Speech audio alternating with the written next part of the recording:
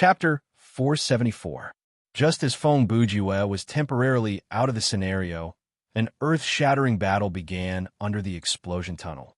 Looking at the leader of the demons who was gradually raising his right arm, Lute was expressionless. He said calmly, "Unreasonable and aggressive creatures, to think that they're also regarded as gods. What a joke." The devil head sneered. "The so-called God is a transcendent existence. What does the moral and rational standards of the living beings under my feet have to do with me? The God's will is the truth, and the God's actions are the standard. How is it unreasonable?" He extended his right index finger and pointed at Lute. "Just like the master of time, the king of nether abyss, the court of truth, and you, anomaly. You each have your own standpoint and viewpoint, and you each have your own group of believers. But in the end, divinity is determined by power." At this point, the tip of his finger suddenly exploded. A black demonic flame sprang out and rushed toward Lute. This attack was at least 3 times stronger than the final form of Y2, Flash's laser attack. Even though Lute was prepared, when the demonic flame came, she realized that she was unable to dodge and was hit. The world of those otherworldly travelers is filled with lies. The leader of the demons stared at Lute, who was swallowed by the demonic flame, and said, "Because faith can give those lost and weak souls a sense of security. Therefore, they created religion and gods. But those are just illusions to deceive themselves and others. The conflict between the different religions is nothing more than a hypocritical fight for justice and power. And our world is similar to theirs. Every god, every force has their own unique ideology, and they cannot be compromised. In the end, the only way to solve the problem is through violence. To put it simply, there is no such thing as a god in this world, or rather, every living being is their own god." At this time, the demonic flame dissipated, and Lute's voice rang out again. "So that's how it is." Her body was blasted into a semi-solid mercury state, and it was slowly recovering. "You mean for different consciousnesses, the standard of right and wrong is different. This makes ideology meaningless." She paused. "Everything is chaos, and only power is real. Thus the strong are gods." Ha ha ha.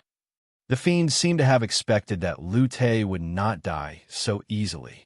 He laughed and said, "Very good. Now, this king will give you 2 choices." His 4 demonic eyes were surging with a strange glow. "First, get out of my territory. Secondly, disappear." "Your words are also laughable." Lute had quickly returned to his original state and looked unscathed. "Although I can't exert all my strength here, you obviously overestimated your ability." Her eyes were cold. "What gave you the illusion that I'm weaker than you?" Before he finished speaking, a pillar of light shot up into the sky and enveloped the leader of the demons. In the distance, on another battlefield. "That is D1. Dragon looked into the distance and muttered to himself as he stared at the pillar of light in the night sky. The dazzling explosion of light made his amber eyes look exceptionally bright. "Has it finally begun? Tease, you still have the energy to look around." In midair, Lord Brahma charged forward as a vortex of energy condensed in his palm. "Watch me slap your bare face." At this moment, although D1 Dragon was surrounded, he appeared to be very calm. The dragon came back to his senses and looked at Lord Brahma, who was closing in on him. He snorted coldly and said, "You stood up again?" After he finished speaking, he waved his hand and a curtain of flames spread out in the air. Just this casual move was enough to force Lord Brahma to retreat. "This guy is too strong. I can't see any flaws at all." On the other side, Vishnu said in his heart, "It was the same when we fought that brat last time. The advantage of numbers is meaningless." At this time, he was already injured, so he stood slightly further away from the enemy, so he could observe the battle more clearly. This can't go on.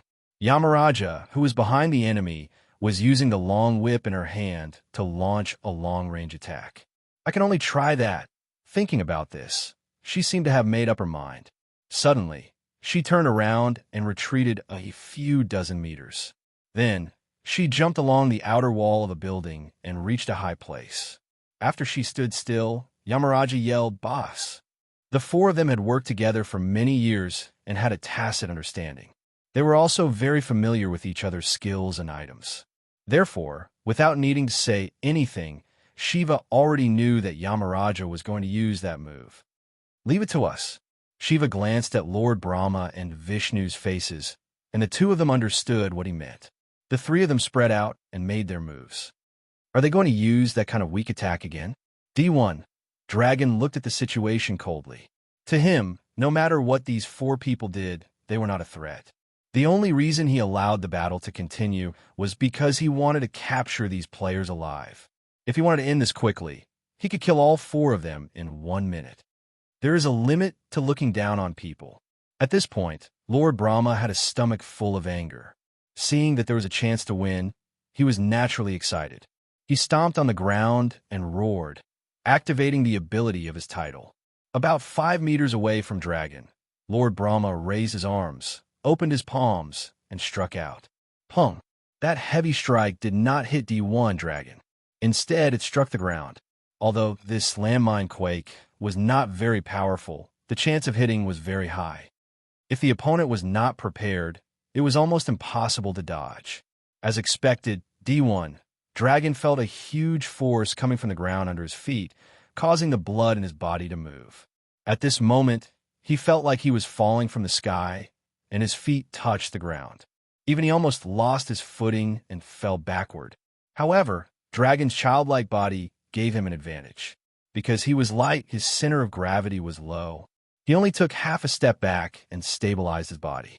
Still small. Before he could finish his sentence, a black shadow had already arrived in front of Dragon. It was a fist as thick as an elephant's hoof. It was made of bronze, and the one controlling it was Vishnu. The second the giant fist blocked D1 Dragon's vision, Shiva used his maximum speed to rush to Dragon's side. "What?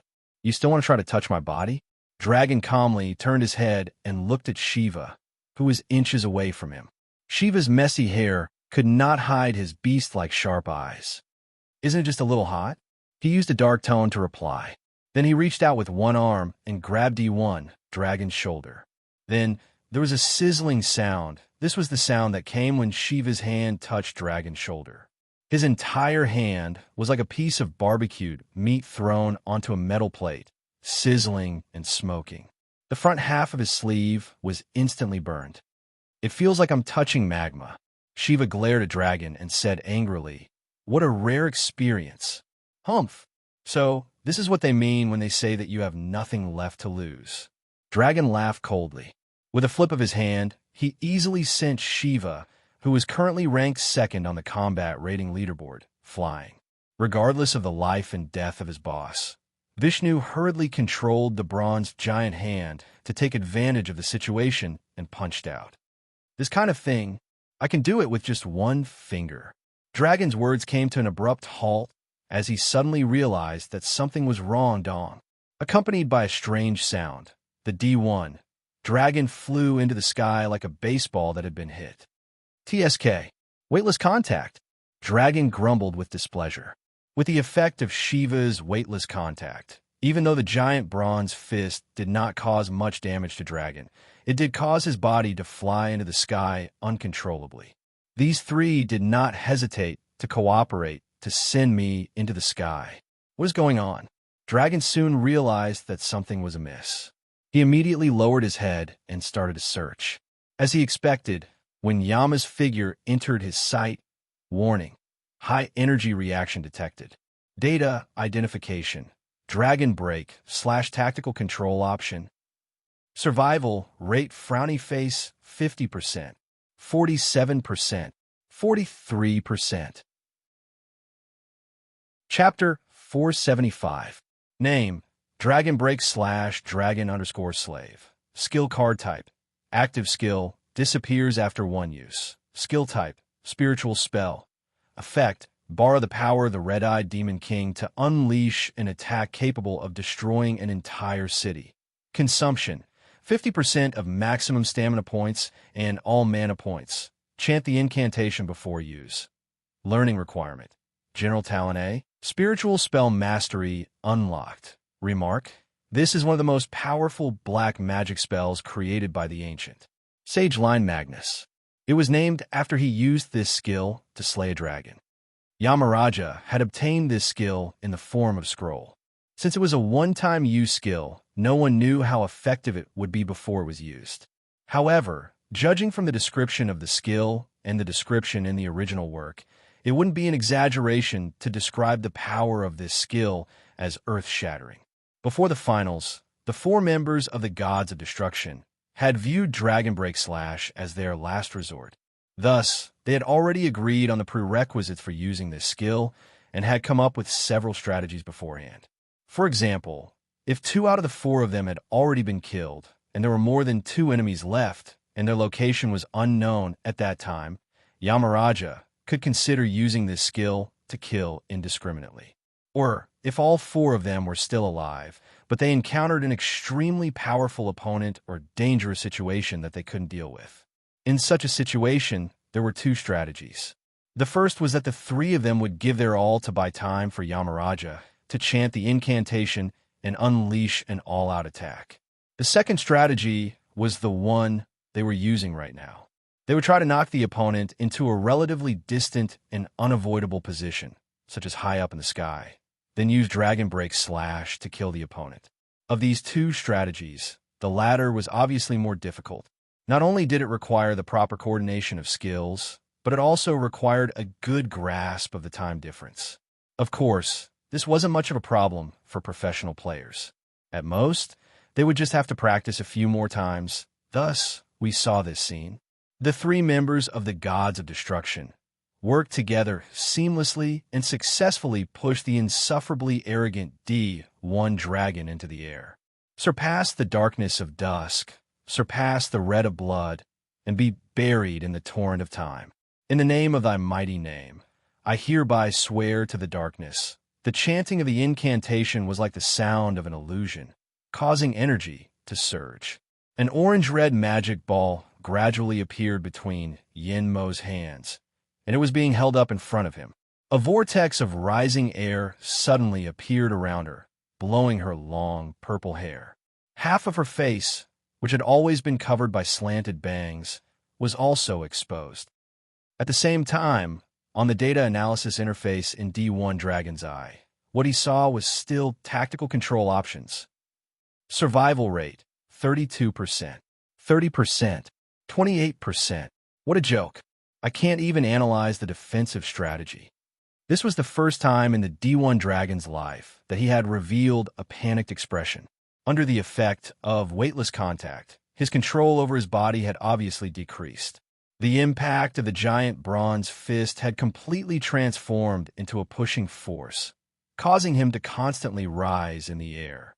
At this moment, there was no cover around the dragon, nor was there anywhere he could borrow strength from. Although he could still move to a certain extent with the range of the Dragon Break Slash, any movement that was less than 500 meters away would be meaningless. What should I do? What should I do?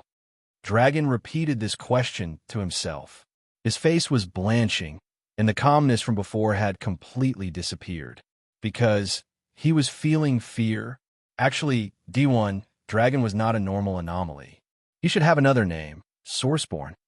Different from the anomalies that were born from the system's redundancy, Dragon was a unique individual created by one of the 3 leaders of Origin, Link. From the moment he was born, he was a level 1 anomaly. Therefore, Dragon had never experienced the situation of a low-level anomaly. He had never been chased by a GM in a scenario, and he had never struggled to survive on the edge of life and death. He had no idea what the data analysis interface of a level 4 anomaly looked like, and he had no idea what helplessness felt like. Dragon had never fought an enemy with a threat level higher than medium, and his tactical control tab had never been blank before. To put it simply, D1 Dragon, who was born strong, lacked the combat experience of a weakling. He was used to following the strategy in his tactical control tab, using strength that was greater than his opponent to crush his opponent.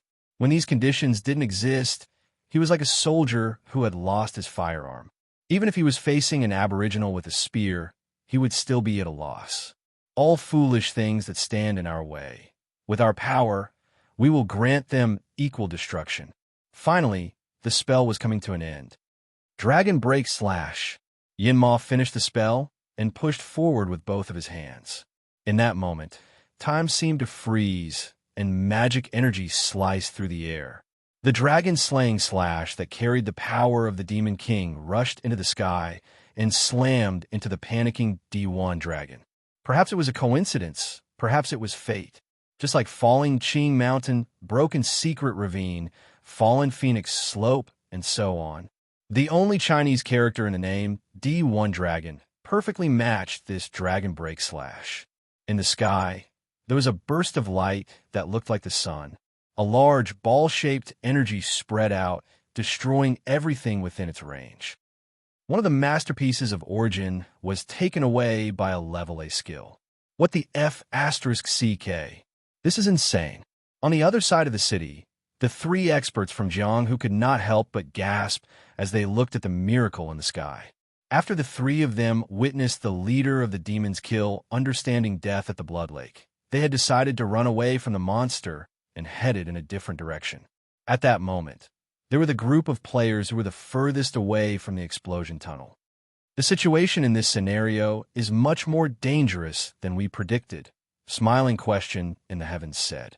The sound wave earlier, the white beam later, and now, who knows what that is? In any case, they're all skills that are far beyond the player's endurance.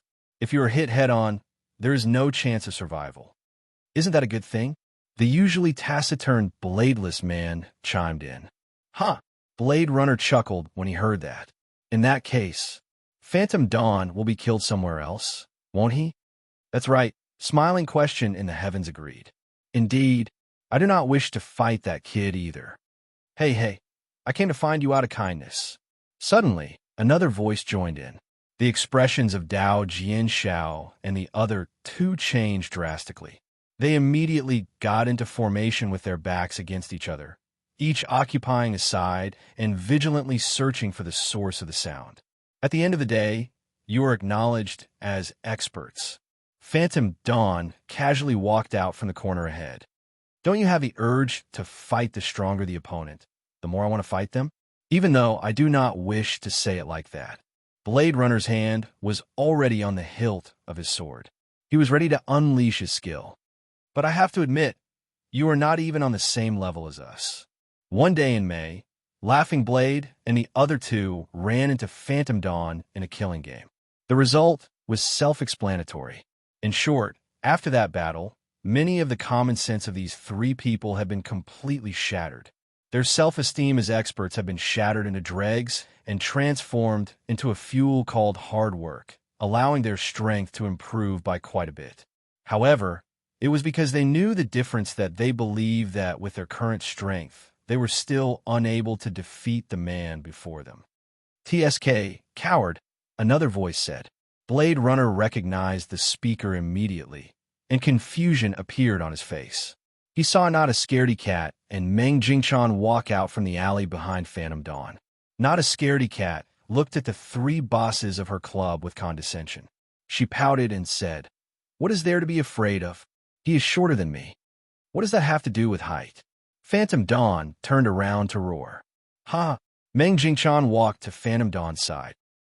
He moved the cigarette but to the corner of his lips and looked down at his colleague with a smile. Don't argue with that, Andy. When you grow up. Before Brother Zen could finish, he was kicked in the back by not a scaredy cat, and he fell to the ground. Then, he was stepped on by Phantom Dawn and not a scaredy cat. Andy! Grow up! Grow up! Grow up! The two repeated the words that made them unhappy, and their feet stomped on Meng Jingchan. Okay. I was wrong. Meng Jingchan hugged his head and rolled on the ground. He quickly begged for mercy. Hey, that's enough. My life points are dropping. Laughing Blade, who stood several meters away, was dumbfounded. The three of them were at each other's throats, and that made them look unnecessary. What's going on? Blade Runner asked in confusion. If this is not an illusion, then there is an 80% chance that not a scaredy cat has somehow formed an alliance with these two. laughing at the heavens said. As they spoke, the violence on the other side stopped. Meng Jingchan stood up and glanced at the cigarette, but that had fallen to the ground and the spilled beer with reluctance. 2 seconds later, he patted the dust off his body and took out another bottle of beer from his backpack. Seeing this, even Phantom Dawn could not help but be surprised. I say, how many of these meaningless things did you bring with you? Huh? As Meng Jingchan answered, he took out the cigarette from his pocket. Why do you think I expanded my backpack to 30 slots? How about you squeeze out 2 slots for your sense of shame and integrity? Phantom Dawn narrowed his eyes. Sigh. Not a scaredy cat ignored the 2 for now and turned to walk toward the 3 members of her club. Let me explain the current situation. Chapter 476. Under the Explosion Tunnel. It was a heaven-shaking battle that shook the heavens. Facing the demonic head, Lu Te faced the enemy calmly, without any fear. Between the 2 of them, there was an unstoppable force. Thankfully, their battle was under the Explosion Tunnel. With this space-time gap, most of the rampaging energy would flow toward the other dimension. If not for that, half of the city would have been destroyed by them already. Looks like it's about time, Lu Te said darkly after clashing with the demonic head for the umpteenth time. You have less than 6% of your power left. It's time to give up, Humph. You can tell something like that? The demonic head's tone was as arrogant as ever. At first glance, his condition was no different from when the battle started. The dark energy was still dancing around his body, and the fighting spirit in his 4 demonic eyes was even stronger than before. But in the eyes of the anomaly, it was a different world. Your power has indeed exceeded my initial estimation, Lu Te said, but it's still within the revised value. Lu Te's current appearance was different from before. She had abandoned the appearance of a normal human and turned into a liquid metal person whose body was like mercury. In this form, even if she was blasted into thousands of liquid droplets, she could reform in a short amount of time. She was practically immortal. If we were in the inner world, I would only need 1 minute to wipe you out completely, Lu Te said coldly. But here, I have to put in more effort. She slowly raised her right hand and extended a finger. A white energy ball quickly condensed at her fingertip. So far, you have killed me 6 times. In other words, you have successfully launched 6 fatal attacks on me. At that point, Lu paused for 2 seconds.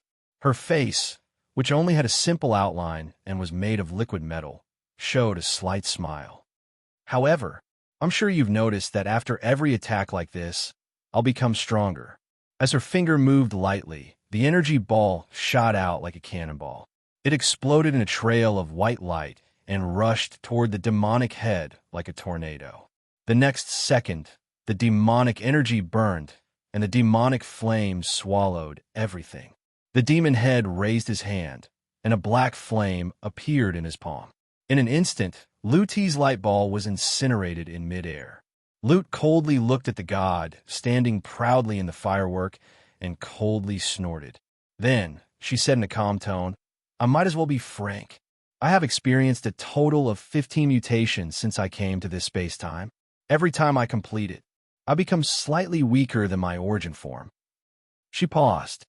After 15 times, I managed to lower my power to about 3 times that of a level 1 anomaly. Because this is the only way I can enter places outside of the inner world without triggering any abnormal reactions from the system.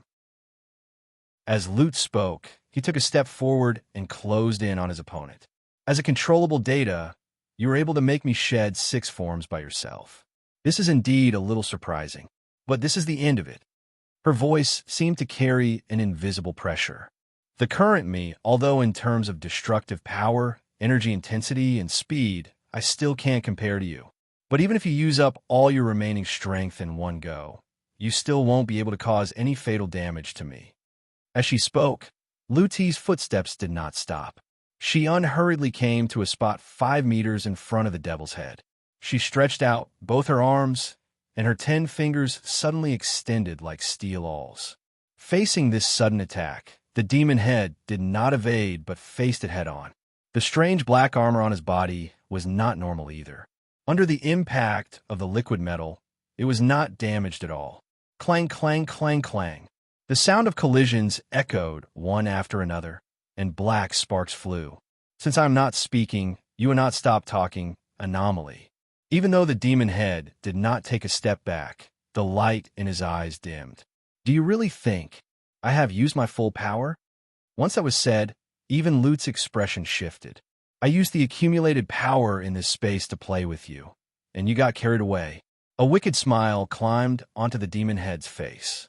His four pupils darkened, as if he was foretelling something. So, this was not a sign of exhaustion, but since you are so confident, then this king will release his true power and kill you 8 or 10 more times.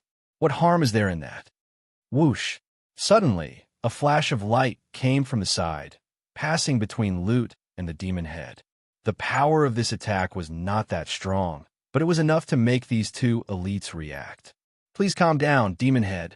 A slightly shrill male voice rang out. The demon head glanced at the newcomer and said without turning his head, "Why are you following me?" "Of course, it is to stop you from doing anything rash at this moment," the person replied. Lute turned around and looked at the person. Data identification, firewall breached, downloading data, activating countermeasure, external recognition database activated. Downloading. Writing correction. Writing. Name. Taliome. Faction. Leader of the demons race. Curse magistrate level. 359 height. 180 centimeters weight. 60 kilograms battle style. Chaos spell. Skills. Danger level. Speech recognition. Established. Location. X044. Tracking location. Unable to activate. Control state. Out of control. Tactical control options. Another one. Lute muttered. Oomph. Anyway, the result will not change. Taliome was sitting on top of a building in the distance with his legs crossed, talking to the two here. He was wearing a black robe and a gorgeous cloak. His appearance looked very similar to a human, but his cheekbones were higher than the average person's, and he had 2 eyeballs in each eye. In addition, Taliome's skin was white, pure white. Demon head, you must have had a good fight, right? Why don't we stop here? Taliome said. Taliome said. Even though his choice of words was respectful, his tone was very frivolous. Do you think I will lose? The demon head's question was filled with murderous intent. No. Taliome quickly shook his head. I just want to remind you, if you release all your power, this space will be over. He shrugged. If it comes to that, then you will not be able to take this place under your rule, and it will give the other 3 gods an excuse. Furthermore, killing this anomaly will not benefit you in any way. He pointed at Lute and continued. Obviously, this anomaly's goal is not to take over this place, so why don't you follow me back to the chaotic scorched earth first? After the battle between the anomaly and the otherworldly travelers is over, we will return. Even if something happens during this period, the ones who will die will be the officers, the jurors, and the 9 dead spirits. You will have nothing to lose, my lord. Taliome's strategy was undoubtedly correct. As the brain of the demon head, this cursed magistrate was indeed responsible. He always thought of his superior and calculated the score clearly. He's not wrong. Surprisingly, Lute agreed with this statement and instantly restrained his fighting spirit. If we continue to fight, it won't be good for either of us. Different from the controllable data of the 4 pillars of divinity, an AI like Lute could make compromises. Sometimes, her way of dealing was similar to that of the players. This was not the difference in intelligence, but the superiority in the way of thinking. Using the dimension as an example, the anomaly was an existence between the players and NPCs. The players could ignore anything that happened in this dimension, including the end of the world. The NPCs, on the other hand, had a preset personality, standpoint, and ideology. They had to follow their own worldview and live in this dimension. As for the anomalies, they were more unique. They were like a group of self-cultivators who could never survive the apocalypse. Even though they had supernatural consciousness, they still had to stay in the mortal world. At this moment, as a more advanced AI, Lute naturally did not want to risk the destruction of this dimension to fight the demon head. She would try her best to avoid any variables that would affect her ultimate goal. At the same time, inside Golden Maggot number 1. Hey, don't tell me you're lost. Matcha Cookie squinted from the back seat and asked. I don't know the way. Xiao Tan replied. I'm just driving in one direction. He changed the topic. But I wanted to tell you 10 minutes ago that this road looks familiar. Then why didn't you say it? Matcha Cookie shouted. We're probably trapped by something, right? Could it be a ghost? Xiao Tan asked in a panic. Matcha Cookie saw Xiao Tan's expression from the rearview mirror and sighed. Brother Wong, you're such a coward. Why do you always think of scary things? She replied. Can't you think of something more scientific and practical? The Penrose staircase? Xiao Tan asked again. His reaction was fast. Matcha Cookie continued. Actually, I just wanted to say that we might have fallen into a trap. Have you never heard of this before? Is that why you're changing the topic?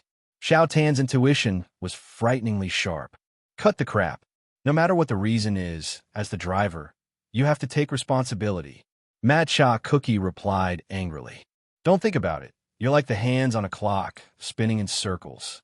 Suddenly, an unfamiliar voice came from the roof of the car and joined their conversation. If we don't find a spellcaster, we'll never be able to leave. Chapter 477. He has left. Somewhere in the western part of the city, the observer, who had his feet melted into the ground, suddenly spoke. Who do you mean has left? Bloodthirsty asked. Is it the anomaly? No. The repentant's voice echoed in his mind. He's talking about the leader of the demons. Oh, what's going on? Confusion appeared on the bloodthirsty demon's terrifying face. He continued, as far as I know, as long as the leader of the demons personally led an expedition, there has never been a situation where he returned empty-handed. He paused, and his expression shifted. Not long ago, I saw him at close range with my own eyes. I don't think he will lose to anyone. Watch your words, Bloodthirsty. Snatcher's large skull, or body. Turn to look at Bloodthirsty. Turning around, it used its empty eyes to stare at the other party and said, Don't forget the mission our king gave us and your identity. The repentant continued. As one of the 9 leaders of the dead souls, you should not be afraid of any existence other than our king. She turned her face slightly and looked at Bloodthirsty Demon. This you should learn from your brother. Bloodthirsty's brother was the banished demon that looked like a mushy flower with compound eyes and a gaping mouth. In terms of personality, the elder brother was a greedy, cunning, bully the weak, and cower in fear of the strong. The younger brother, the banished demon, was much more innocent than his elder brother. Like most of the bosses in Thriller Paradise, he was not intelligent, ferocious, fearless, and would not give up until he was dead. Humph!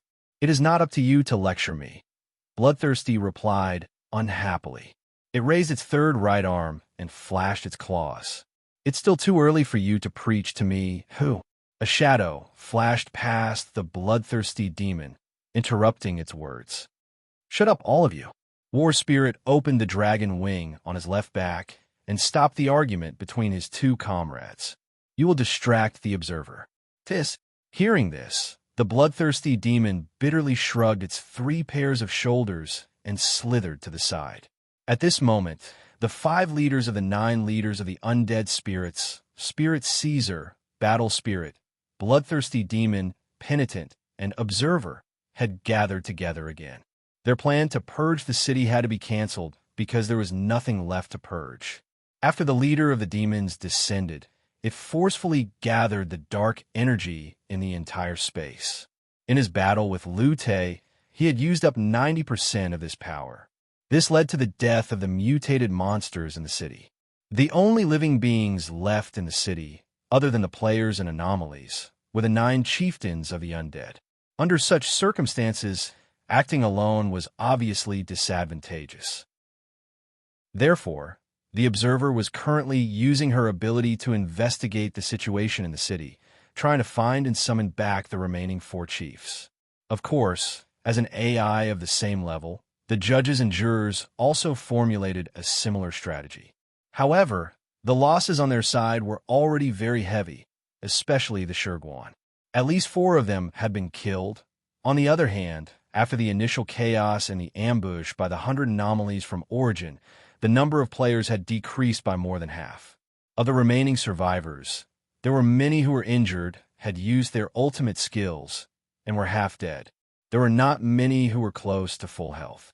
Thankfully, the survivors gradually found out about the changes that were happening in the city. With the combined effort of Phantom Dawn, Shiva, Zombie Blade Victor, and Uncle Worthless, the survivors started to regroup and regroup. The few players who were not found by them had escaped from their predicament with the help of the anomalies from Organization Z and found out about the scenario.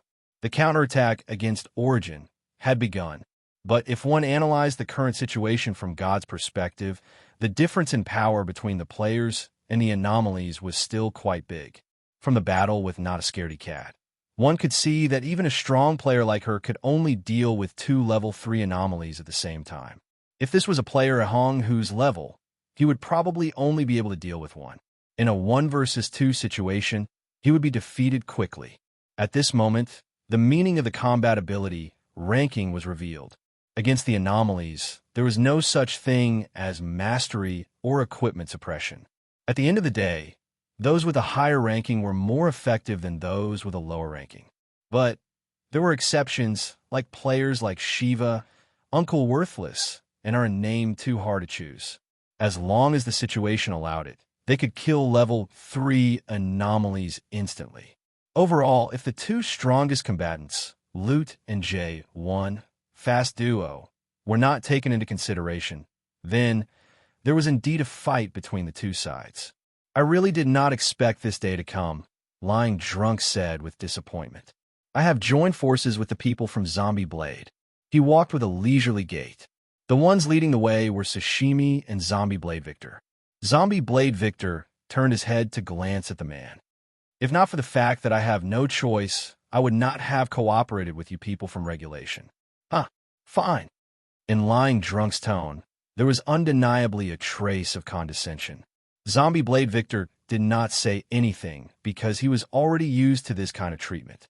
Other than some small gaming studios, most of the players from the first and second tier gaming studios viewed the people from Zombie Blade Victor with hostility and condescension. The world was actually very fair. Perhaps some people or organizations could use underhanded methods to obtain success. But in the end, when they gained something, they also lost something. We are already very close. After walking for a while, Zombie Blade Victor stopped. He lowered his voice and said, "Let's find a place nearby to hide. When the other players arrive, we will meet up with them. That space gap is still quite far away, right? Isn't it too early to stop here?" Sashimi asked as he looked at the explosion tunnel in the sky. "It is best if we do not take the risk," Zombie Blade Victor said. "When I found you, the 4 anomalies that you were dealing with were just small fries. The truly powerful ones, ding." A cold light flashed, and a crisp sound rang out. Zombie Blade Victor did not finish his sentence because he had already sensed the sudden attack, so he quickly turned around to evade. A triangular metal blade sliced through the air and headed straight for Zombie Blade Victor's back. In the blink of an eye, just as Zombie Blade Victor was about to turn around, Lying Drunk had already flashed behind him and used 2 of his fingers to catch the metal blade that was flying at him. The ding was the sound of the blade coming into contact with his fingers.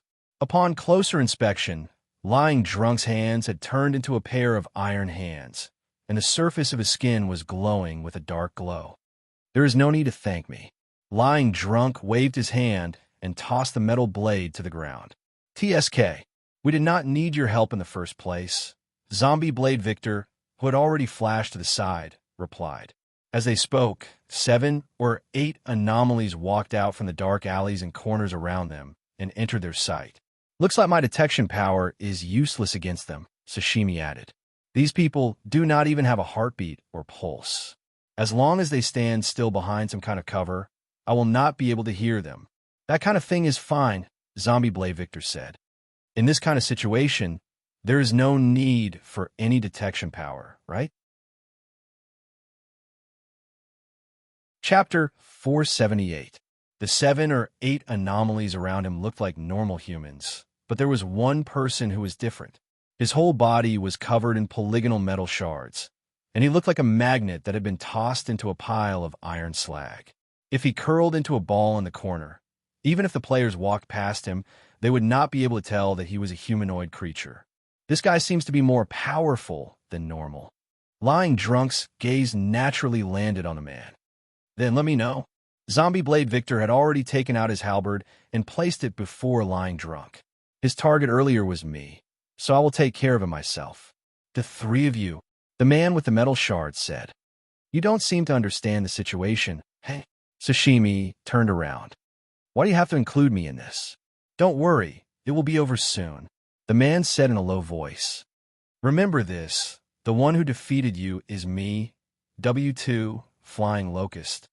After Flying Locust said that, he opened his arms, and hundreds of metal shards flew out from his body and scattered like a rain of flowers.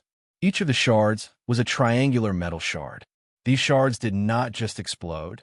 They were moving under the control of some kind of power. After they scattered into the air, the hundreds of shards suddenly changed their direction and charged at Flying Locust like a swarm of bees. At this moment of danger, God, horse, flow, star, fist. With a loud shout, a proud figure appeared. With a swing of his arm, a bright glow appeared. Heavenly Steed, soaring through the sky, descended from the sky and used his well-tested ultimate move to meet W2, Flying Locust's move. Several seconds later, a dense explosion of light bloomed in midair. W2, Flying Locust attacks were all blocked, and none of them escaped. After his attack, Flying Locust landed on the ground and stood there with a smile. Hero of justice, come to help. Where did this guy come from? The corner of Lying Drunk's mouth twitched as he muttered. From his expression, it was obvious that this was not the first time he had met Brony. Sigh. Sashimi scratched his bowl-cut head and put on an awkward face. He arrived about 15 seconds ago, but he didn't show up immediately. Instead, he took a detour, climbed up to the rooftop of the building, and then jumped down. Because it's very important to appear on stage. Another voice rang out. Following his words, 7 light arrows shot out. The 7 anomalies who were spread out were attacked almost at the same time, and they reacted in the same way. Chi, chi, chi. The 7 anomalies stood where they were without moving. They only raised one hand and easily dispersed the incoming light arrows. Honghu, Zombie Blade Victor raised his head and looked up. But your entrance doesn't seem to be that great. That's so? Honghu chuckled. Bang, bang, bang. Suddenly 7 consecutive booms followed closely behind. The 7 anomalies fell to the ground one after another, and blood splattered everywhere. 2 of them were injured in the head, and they died on the spot. Oh, Sashimi turned his head and looked into the distance. This is the boundless snipe from It's So Difficult to Name, he muttered. That skill could be used in tandem with your light arrow. In a night environment, the light arrows are used as targets. Honghu replied. It's a very simple combination. To be able to come up with something like this in such a short amount of time, that's already very clever. Uncle Worthless' voice rang out then. His entrance was very normal. He walked down the street in his flip-flops. Humph. Very good. The more the merrier. W2, Flying Locust said in a dark tone. Are there any more? Ha! Laughter came from above. Since you've asked so sincerely, we'll be merciful and answer you. To prevent the world from being destroyed. To protect the world's peace, the High ODI trio who uphold love and justice. Even though we're the only ones speaking, but I'll explain that later. In any case, once these words came out, Lying Drunk and disappointed, Sashimi and Zombie Blade Victor understood that hard to name and so hard to name were here as well. Then, there are 9 of you in total, and one of you is far away, right? W2. Flying Locust interrupted the two's opening lines and said to himself, Humph. Very good. It's great that you can all gather together. He laughed coldly. Let's start with the 2 who were the most talkative. Then he waved his arm. The next second, the metal shards that were shot to the ground floated up again and quickly merged into one in midair. The metal body was as thin as a piece of paper and as wide as a giant blade. It paused for a moment before it slashed toward Old Chu and Jingu. However, at this moment, another silhouette quietly appeared behind W2, a Fei Huang. Even though my presence is not that strong, I still have to correct you. King of Shadows was like a ghost as he rose from the man's shadow. There are 10 of us in total. With a hiss, a black blade pierced through W2, flying Locust's head. The giant blade that was flying toward Old Chu and Jingu also shattered at that moment. It turned back into a pile of metal shards and fell to the ground. This guy is much weaker than the one who released the light wave earlier. Flying Pegasus looked at the fallen W2, flying Locust. I thought all anomalies that don't look human would be strong. You guys sure came at the right time. I didn't even have the chance to show off. As Lying Drunk said that, he walked toward the remaining 5 anomalies. Do you want to remove the source of the problem? Kill them. Honghu pushed up his glasses. They won't give us any information. Death threats are completely ineffective against them. Such confidence. Looks like you've already had interrogation experience, Sashimi commented. Just as the players thought that the danger was over and were about to clean up the mess, suddenly, a shadow flitted over. After a series of strange, whooshing noises, the 5 anomalies on the ground all disappeared. Of the 10 people there, only 3 knew what had happened. The first was Sashimi. With his ability of hearing, he managed to catch the gist of what had happened. The other 2 were Lying Drunk and Disappointed and Uncle Worthless. With their dynamic vision, they could barely capture the enemy's movement. Several seconds later, a small anomaly about 1 meter tall with a beard that looked like a squirrel's tail appeared before the players. His body was similar to that of Hobbit. He wore a light leather outfit with chainmail. There was a short sword on each side of his waist, and a pair of goggles hung from his forehead. Humans. J1. Fast Duo's voice sounded like a joke, but his tone was serious. You give me chills. His eyes lingered on the faces of the 9 people before him. Do you know what it feels like to see another kind of creature slaughter your own kind with a smile? Bang! From afar, the sound of a sniper rifle rang out again. At the same time, J1 Fast Duo's head seemed to twitch, and it blurred for a moment. Uff! J1 Fast Duo spat out the sniper bullet that he was biting between his teeth and said, Loot is right. Only death and pain will teach you respect and fear. Run! Uncle Worthless showed a rare expression of fear, and he quickly shouted. Before he finished, the man had already moved. J1. Fast Duo disappeared from everyone's sight and reappeared. In less than half a second, a short sword landed on Sashimi's face. This attack was not targeted. It was purely because Sashimi was closest to J1, Fast Duo. Blood was like a bucket of cold water that was poured over the players' heads. The blade cut from Sashimi's forehead to his chin. His skin, eyeballs, nose, and lips were all sliced off. To put it simply, his face was sliced off. I am dead? Sashimi's only reaction was to ask himself that question. The last image that came from his retina was still in his mind, and a strange chill came from his cheeks. Before the pain came, the second slash had cut through his neck and decapitated his entire head.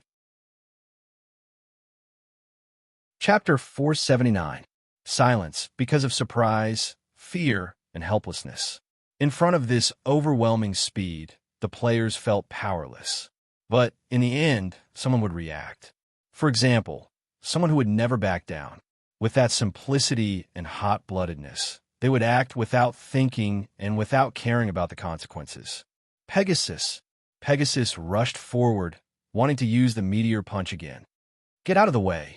This shout did not come from J1, KUAI Duo, but from Lying Drunk Despondent.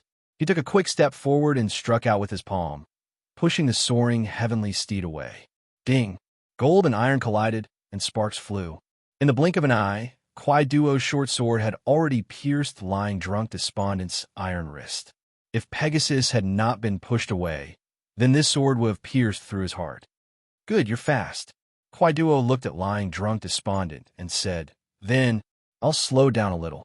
His words were somewhat inexplicable at first, but when he put into action Lying drunk, despondent, immediately realized how terrifying this slowness was. The short sword swung over at a speed that was much slower than before. Before the tip of the sword arrived, lying drunk, despondent, could already feel the power of this blow. He could even see himself falling to the ground and moaning in pain. What's going on?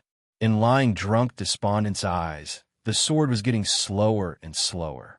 Its speed was almost stopping, but the pressure it gave off was getting heavier and heavier.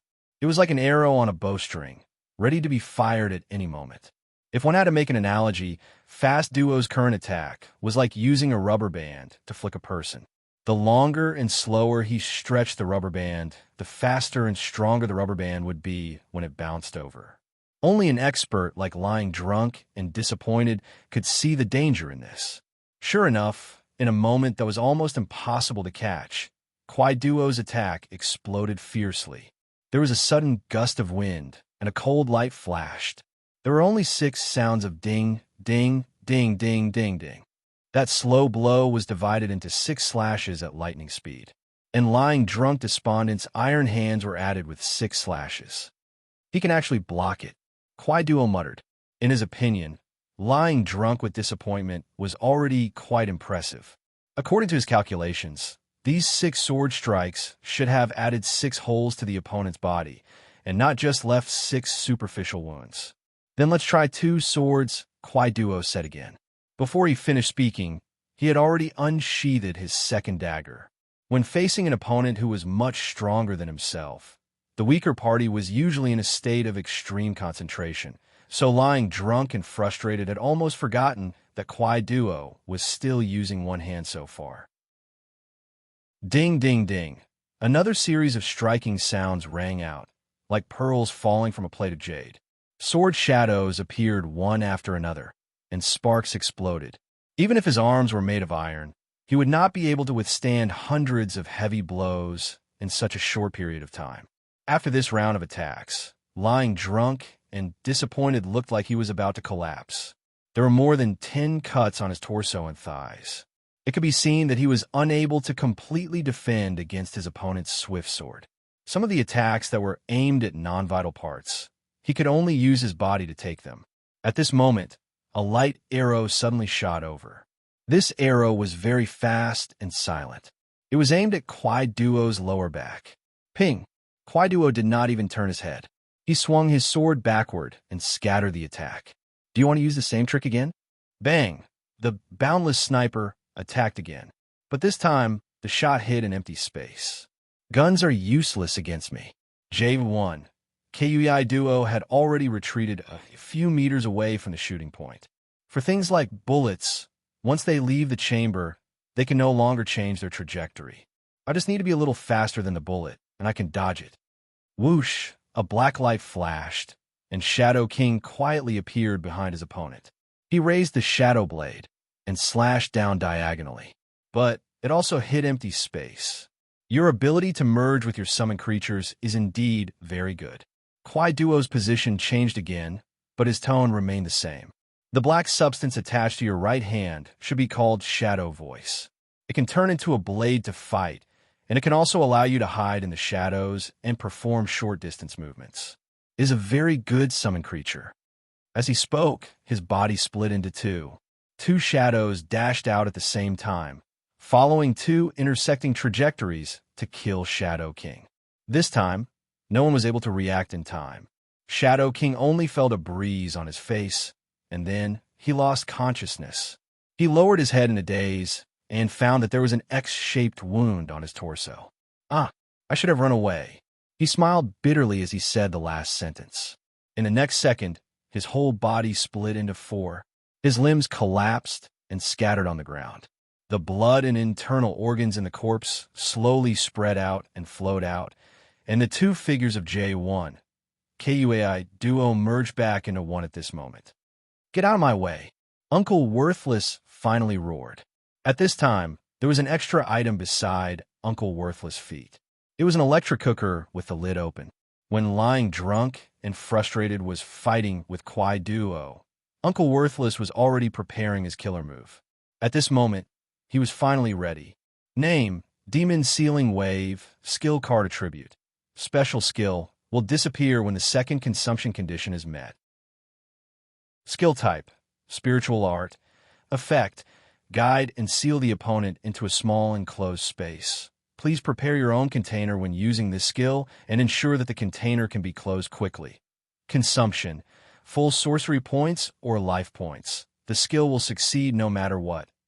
Learning requirement, level 35 and above, spiritual art mastery unlocked. Remark. This skill was created by the legendary martial artist, Master Mateto.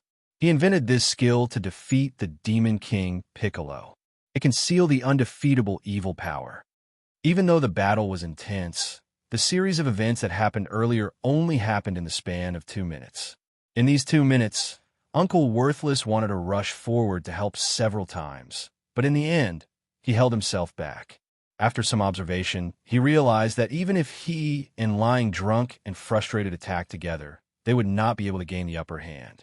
Unless they were faster than Kwai Duo or were on par with him, it would be pointless for them to attack together. They would only interfere with each other, and it would take twice the effort for half the result.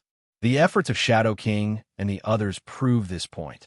Facing an opponent who was faster than a bullet and as strong as Lying Drunk and Frustrated, the 10 of them were not enough. If they wanted to win, they could only rely on skills. Therefore, in the end, Uncle Worthless took out the skill that he had originally planned to use on Loot, Magic Wave. The skill's description looked strange, but it was easy to understand. The setting of Magic Wave in Dragon Ball was that the user would die after using this skill. But there were exceptions, such as Tien Shinhan, who had used it on Demon King Piccolo, and he did not die after using it. In Thriller Paradise, this skill was slightly different. First of all, the description stated that the skill will succeed no matter what. In other words, the success rate of this skill's activation had nothing to do with the mastery level. Secondly, the 2 consumption conditions. Full sorcery points or life points indicated the 2 results after the skill was successfully activated.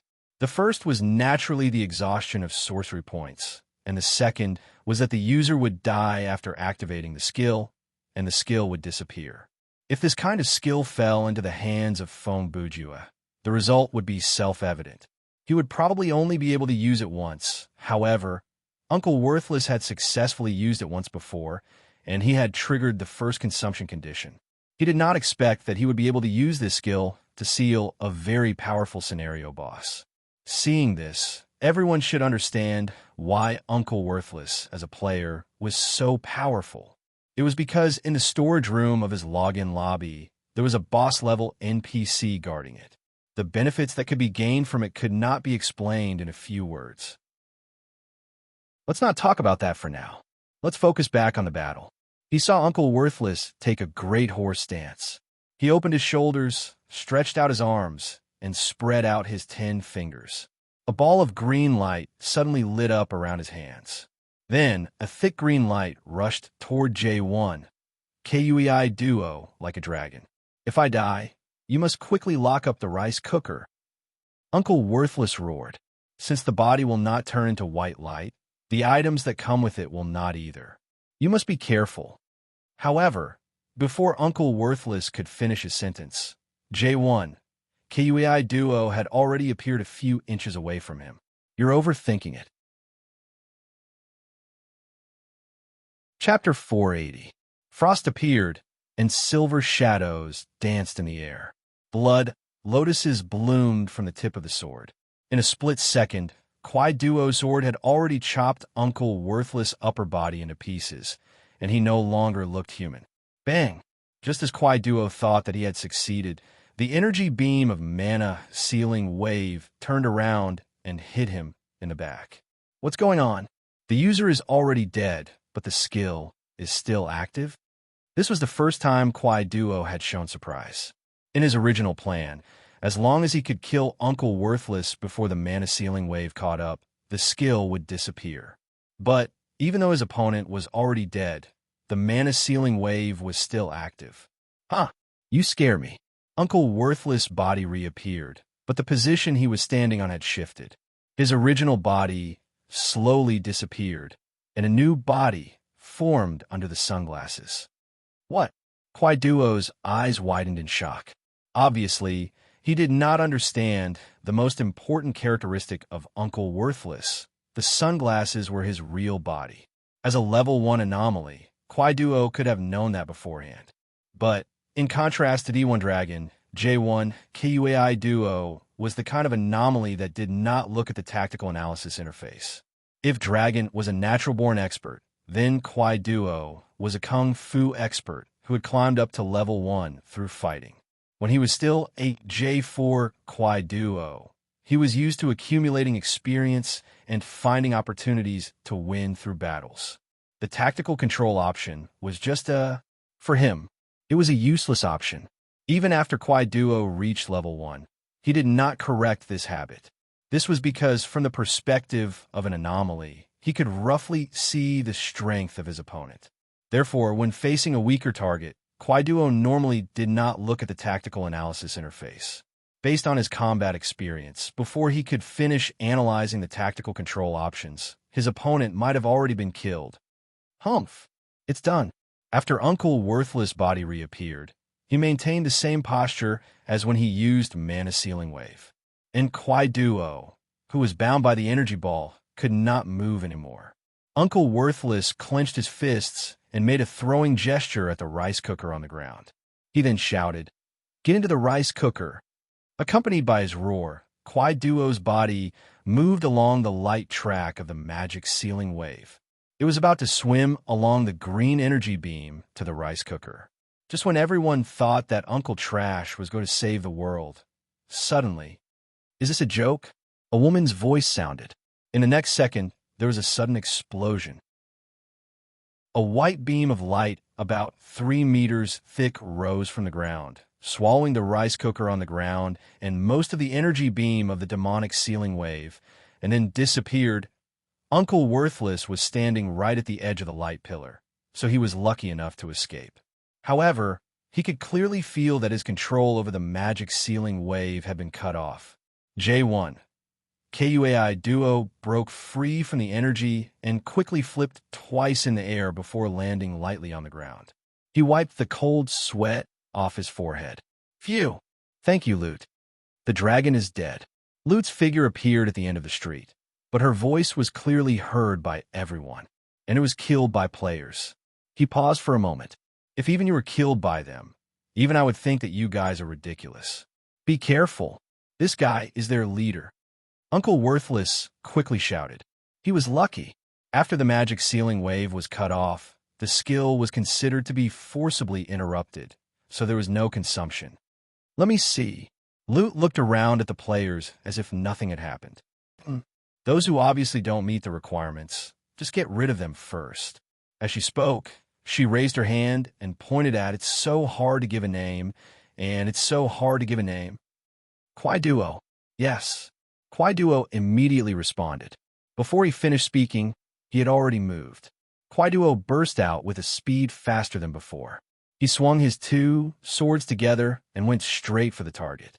Old Chu and Zhenggu, who were standing at a high place, suddenly felt like they were unjustly attacked. To be fair, from the beginning of the battle until now, it was not that these two didn't want to help, but they were powerless. Old Chu, who specialized in healing and combat, couldn't find a chance to heal anyone.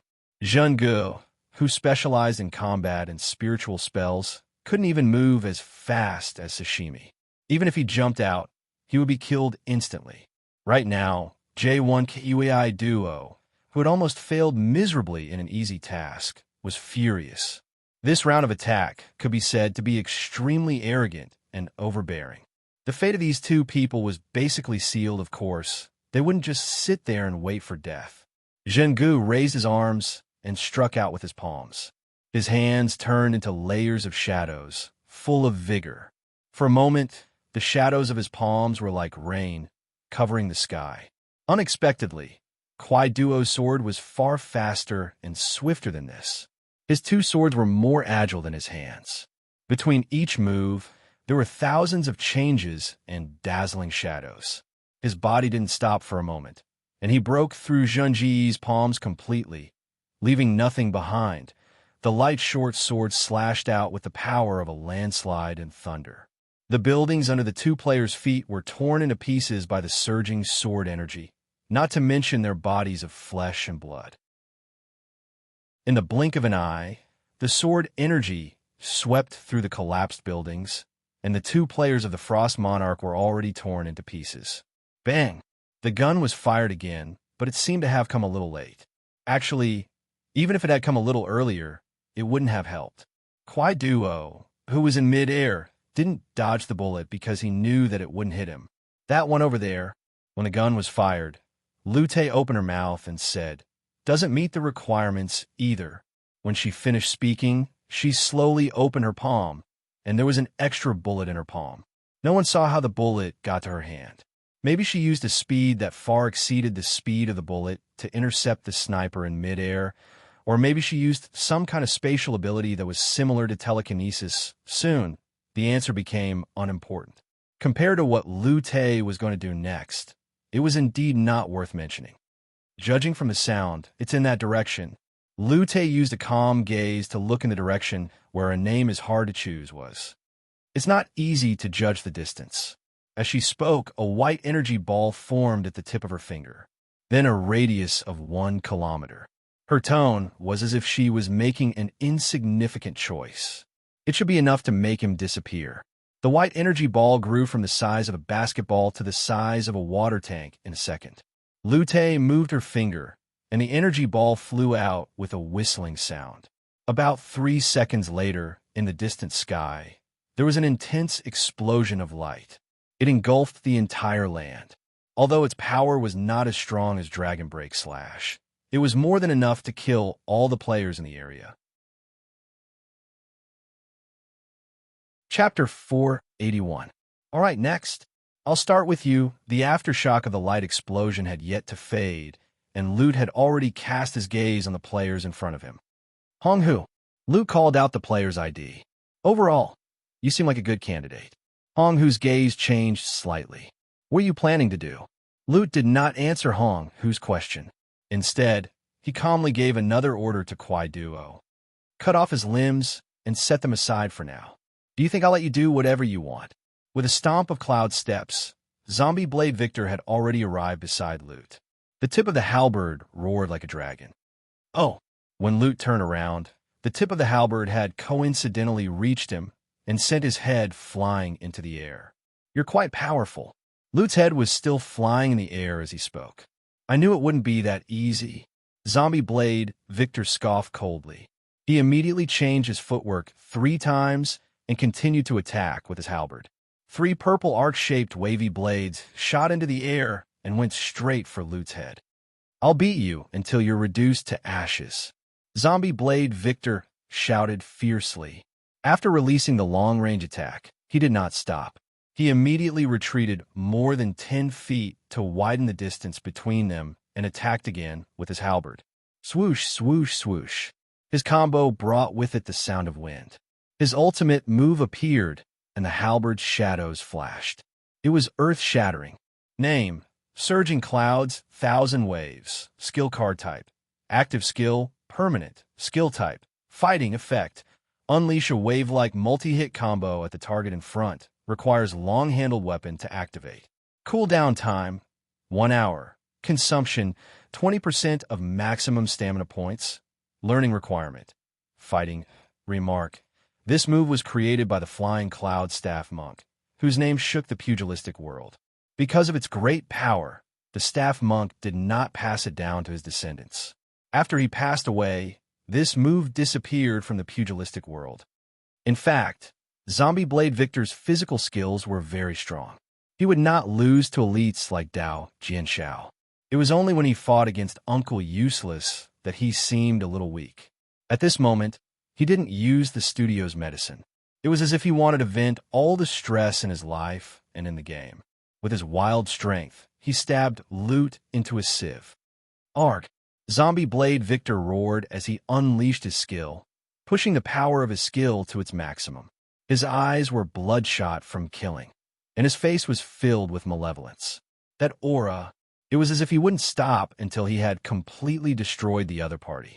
At the same time, Lu Ti's flying head was also hit by the three purple lights. With a bang, it exploded into nothingness. Seeing this, J1 Kui Duo had no choice but to stop. He had already rushed to within 10 meters of Hong Hu, but Lu Te, who was in the distance, had suffered such a strong attack that Kui Duo could not help but worry. Strange. It's different from the last time he used it. Uncle Worthless thought to himself. Among those present, other than Zombie Blade Victor, Uncle Worthless was undoubtedly the one who understood this skill the most, because he himself had received 1,000 layers of clouds and waves twice. The first time was during the killing game, and the second time was during this tournament for the best. The problem was the power of this skill should not have been this strong. If one had to make a comparison, Su Huaishang's eightfold blast, when she was in the Soul Advent state, was about this powerful. But this Zombie Blade Victor before him had used a skill that was even stronger. Similar, but stronger. This was because in this rare opportunity, Zombie Blade Victor had learned a level S skill. And when he used this level S skill, he had raised his fighting mastery to level S, becoming the first player in the game to reach level S mastery. Making use of this opportunity, Chunga showed off the mastery levels in Thriller Paradise. None. Completely clueless, unable to use this skill. F. Very bad, close to nothing. When this level is reached, able to use this skill. Success rate of activation is 20%. Bad, beginner level.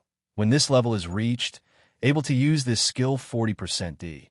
Unfamiliar, slightly lower than normal, but stronger than beginner level. When this level is reached, able to use this skill 60% C. Normal, basic mastery of this skill. When this level is reached, able to use this skill 75% B. Adept, better than normal mastery, extremely high success rate when using this skill. When this level is reached, able to use this skill 90%. A masterful, chance to learn this skill on your own. When this level is reached, able to use this skill 100% S. Superlative, level that can only be reached through obtaining special items, completing special missions, or triggering hidden scenarios. When this level is reached, able to use this skill with a character-exclusive effect.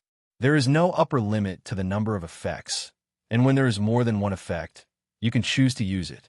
Since he had just reached this level, Zombie Blade Victor did not have the time to add his own character-exclusive effect to his skill, but his skill had already leveled up. Just like Feng Bujue's Hasty Repair had leveled up to not so hasty repair, his 1,000 layers of clouds and waves had changed as well. Name: 1,000 layers of clouds and wave skill card property. Active, permanent skill type. Fighting effect. Combo the target in front of you like a wave. Requires the use of a polearm. 1 hour cooldown. Consumption: 40% of maximum stamina points learning requirement. Fighting Mastery S Remark. A powerful skill created by the Flying Cloud Staff Monk and modified by Zombie Blade Victor. The skill is like a raging wave, and it is a combination of violence, agility, speed, and strength. The skill is powerful enough to shatter stone and metal, and can shatter the enemy into pieces. Shwa shwa shwa. The combos finally slowed down. Zombie Blade Victor did hear a few system announcements, but he did not pay much attention to what they were saying. All of his energy, chi, and spirit had been poured into that series of attacks. When the skill stopped, he held the halberd with one hand and stood up shakily. I won. Perhaps, in his heart, he had not only shattered an enemy, but many other things as well. Screech, the sound of the blade cutting through flesh, was heard again. J1, Kui Duo, who had counterattacked, beheaded Zombie Blade Victor, who had lost his ability to resist. Even though he was dead, there was a relieved expression on his face, as if he was saying, "Brothers, this is all I can do for you. Mind your own business." Lu Ti's voice was heard again. Of course, she was not dead, but she had shed another layer of her mutated form. Compared to her previous 9th form, her current 8th form was no different. She was still in the form of a liquid metal man, but the metallic color on her body was slightly dimmer.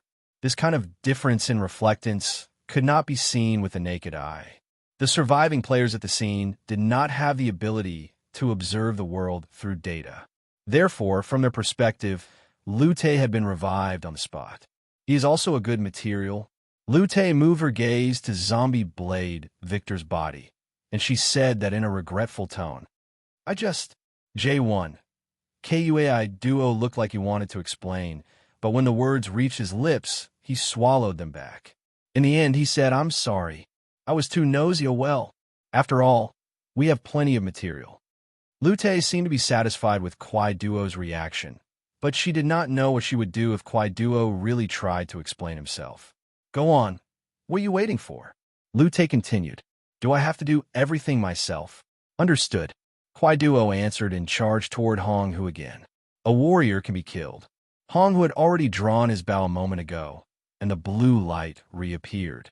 Cannot be cut.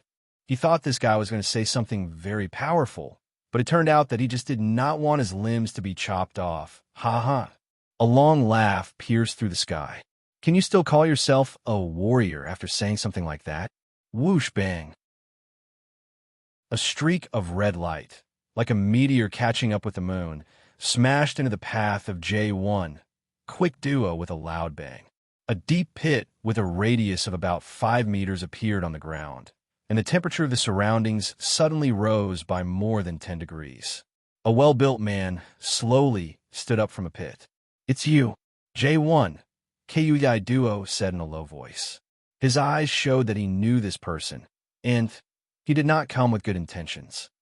Yes, it's me. The man's hands were like flowers, and he pushed the short hair in front of his forehead upward. He opened his arms and got into a fighting stance. Who is this guy?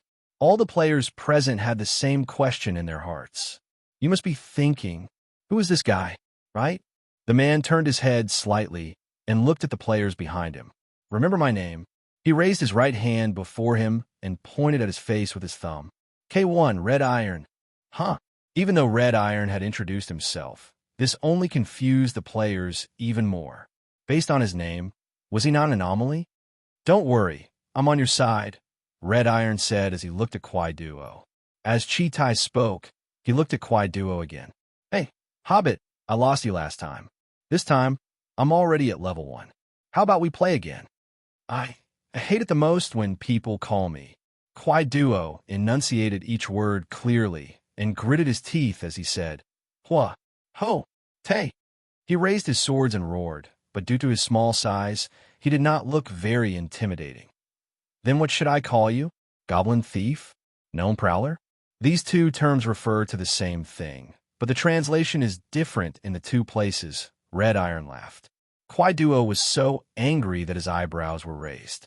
He raised his hand and pulled down the goggles on his forehead and put them on. I'm going to use supersonic speed to kill you. Red Iron grinned, and the energy around him surged. Come on, I'm not afraid of you. Chapter 482. Inside a meeting room in the login lobby. Very good. The first person has succeeded. Woody crossed his legs on the table and rested his head on his hands as he read the broadcast. You sound like you're describing a pawn that has been used to its fullest potential. Vincent sat across the table and commented casually. Is that not the case? Woody retorted. Sid, who was on the other side of the table, said, Anyway, I don't understand how this plan came to this stage with so many variables. Haven't I explained it to you already? Vincent turned around and lectured. The VIP setting is to ensure that the 10 people can appear before loot. That's the strangest thing, Sid said, but Su Huaishang hasn't even made it to the finals. Doesn't that mean one person is missing? Yes, that is indeed a problem, Vincent said, and then turned to look at Woody. I was about to ask you the same thing. It's very simple. Someone did something to the Battle of the Butterfly during the grouping process. Woody replied with an eerie smile. Oh, who? Vincent asked. To be honest, I have no idea. It should be one of the archangels. Woody pushed up his glowing glasses. Sid asked with confusion. But in the past few days, I haven't heard of any archangels being killed or fallen. Woody replied with a smile. Don't worry. It was not Simon who neglected his duty. As the organizer of the tournament, I allowed them to do what they did. Is that okay? Vincent asked. Of course it is, Woody replied. The tournament for the best is just an event in the game. Its rules have nothing to do with the bet. As the game designer, operator, and technical supervisor, I naturally have the right to manage this tournament. In other words, as long as you don't raise any objections, then the matter of the groupings will be resolved? Vincent asked. That's right. Woody chuckled darkly. Oh, I get it. Vincent said, this is a clever move. That's right, Woody said. She was dumbfounded. After looking around, he interrupted. Hey, what are you guys talking about? I don't understand. This is the art of loosening the reins in order to grasp them better and killing with a borrowed knife. Vincent recited in a genteel manner. Sir, please explain it in human language. Sid urged. All right. Vincent shrugged and said, first of all, according to Woody's calculations, he needed 10 people to break loot's 10 different forms. The candidates, of course, they had already been decided. In order to reduce the probability of these people being accidentally eliminated before the finals, Woody set up the seats for VIP players. Woody continued, based on the original arrangement, the system would not allow these 10-seeded players to meet each other during the randomization of the Battle of the Butterfly. But there were some busybodies in heaven who were not satisfied with this arrangement. So, when the groupings were announced, there was a pairing between Feng Bujue and Su Huaishang. Wait a minute. If they wanted to mess things up, why didn't they make it so that the 10-seeded players would face each other in pairs? Sid asked. Isn't that obvious? Woody chuckled. You sure are the same kid. You haven't improved at all. Vincent continued and looked at Sid with disdain. I don't expect you to calculate the development after 5 or 6 steps. I just want you to be able to see the changes in the next 1 or 2 steps. But you still ask this question. He shook his head and sighed. Then he asked, if they really did what you said, would it still be called tampering? Isn't it too obvious? Sid said, something like the 10 VIP players will be split into 5 groups in the Battle of the Butterfly. Woody continued, even if I believe it, the players won't. What if they cause a ruckus on the forum? All I need to do is to post an announcement, re-randomize, and the problem will be solved. He paused for a second and then said, furthermore, the person who tampered with this has to be careful of Simon's presence so they won't go overboard. Of course, I think there are some personal factors as well. Vincent added, why did the 2 people who met each other just happen to be Feng Bujue and Su Huaishang? This is no doubt targeting Woody. Woody laughed. I'm happy to see this happen. In conclusion, even though Su Huaishang's elimination will affect the process of the tournament for the best, it will not change the result. Vincent added, and the people from heaven will think that they have taken advantage of the situation, so they will know their place for a while. His expression suddenly became gloomy. Woody pretended to be deaf and mute, allowing them to get lucky this time. And this luck may one day become the foreshadowing of their destruction. At the same time, inside the various broadcast areas of the market and the meeting rooms of the various clubs, a rather strange atmosphere was spreading around the area. Even though most people would not think of the supernatural setting because of the competition before them, the audience still felt that the atmosphere of this final was rather strange. There were many players who were obviously dead, but their bodies did not disappear into white light. Just this point alone did not match the basic setting of the game. Other than that, when the friends of the dead players checked their friends list, they would realize that these players were still in the game status. This was also something that did not make sense. Finally, there was the problem of the anomaly. At this point, the existence of the anomaly could no longer be covered up. There were quite a number of people in the audience who had heard of the term anomaly before. They had heard of this term before on the forums, but there had not been any reliable official source to confirm the existence of the anomaly. That was until today, on the stage of the tournament for the best, this group of strange NPCs who were shrouded in mystery made their debut. Their AI and power were undeniable, and the most intriguing thing was they directly referred to the contestants as players. Were they the Easter eggs of Thriller Paradise? Or uncontrollable data with self-consciousness? Or were they something else? At that moment, No one knew the answer. But they had a feeling that after this tournament for the best was over, Thriller Paradise would welcome a huge change. Chapter 483. In the city, K1. Red Irons. Who's afraid of who? Was the prelude to a fierce battle. As soon as K1, Red Irons said this, Kwai Duo separated his two swords, stomped his feet, turned into a shadow, and suddenly disappeared. As soon as his figure moved, his opponent had already made a move to meet him. However, Red Iron did not make a move at all. With a light stomp of his feet, he was already 30 feet away. I'll kill you. I'll kill you. I'll kill you. I'll kill you. Kwai Duo was like a noisy flea. As he attacked, he shouted with his slightly funny voice. Due to his fast speed, Kwai Duo had already turned into 8 afterimages in the eyes of the players. He jumped up and down and danced around Red Iron. In fact, Kwai Duo did not deliberately create this kind of afterimage effect. He just followed his own pace and surrounded his opponent to launch a fierce attack. This scene appeared because every time Kwai Duo and his opponent exchanged blows, there would be a moment of collision and pause. That moment of vibration would shake out a stagnant afterimage. On Red Iron's side, he was able to use slow to fight fast. He used a speed that the player's vision could catch up with to defend against his opponent's attacks. He put his fingers together like a sword and attacked with both hands. In the midst of the wind, the pair of hands that were covered with crimson combat aura had already easily blocked each of Kwai Duo's sword attacks. Huh. Red Iron laughed. You don't have enough strength in the supersonic state. How can it be possible? These 4 words came from 4 different directions, and each word was made up of intermittent short syllables. It seemed that in the supersonic state, Kwai Duo's ability to speak was somewhat affected. What do you mean by impossible? Red Iron continued. Like this? Before he finished speaking, he stomped his feet, spun his waist, and punched Kwai Duo in the face. Or, it should be said that Kwai Duo bumped into Red Iron's fist. Ah! Kwai Duo screamed and flew backward toward the sky. He retreated like a cannonball and flew straight into the sky. However, in the eyes of the people around him, this speed was considered slow. I knew it.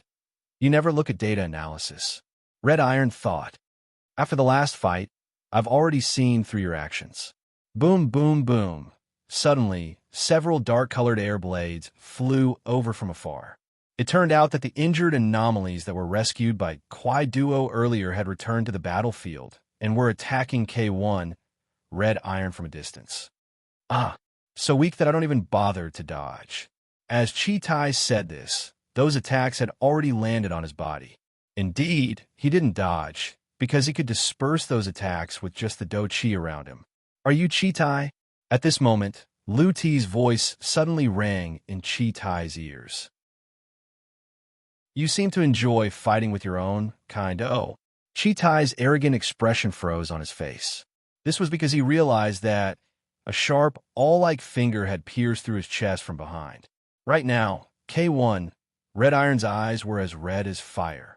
He hadn't even sensed the other party's approach, yet he had already suffered a near-fatal injury. This wasn't just a blow to his pride. It was also a huge psychological shock. Ah! Chitai suddenly bent forward and evaded Lu Ti's metal finger. At the same time, he reached out his left palm, pushed against the ground, and kicked out with both legs. He didn't rush to heal his wounds, and he didn't run for his life. Instead, he used the moment when his opponent's guard was down to launch a counterattack. Bang!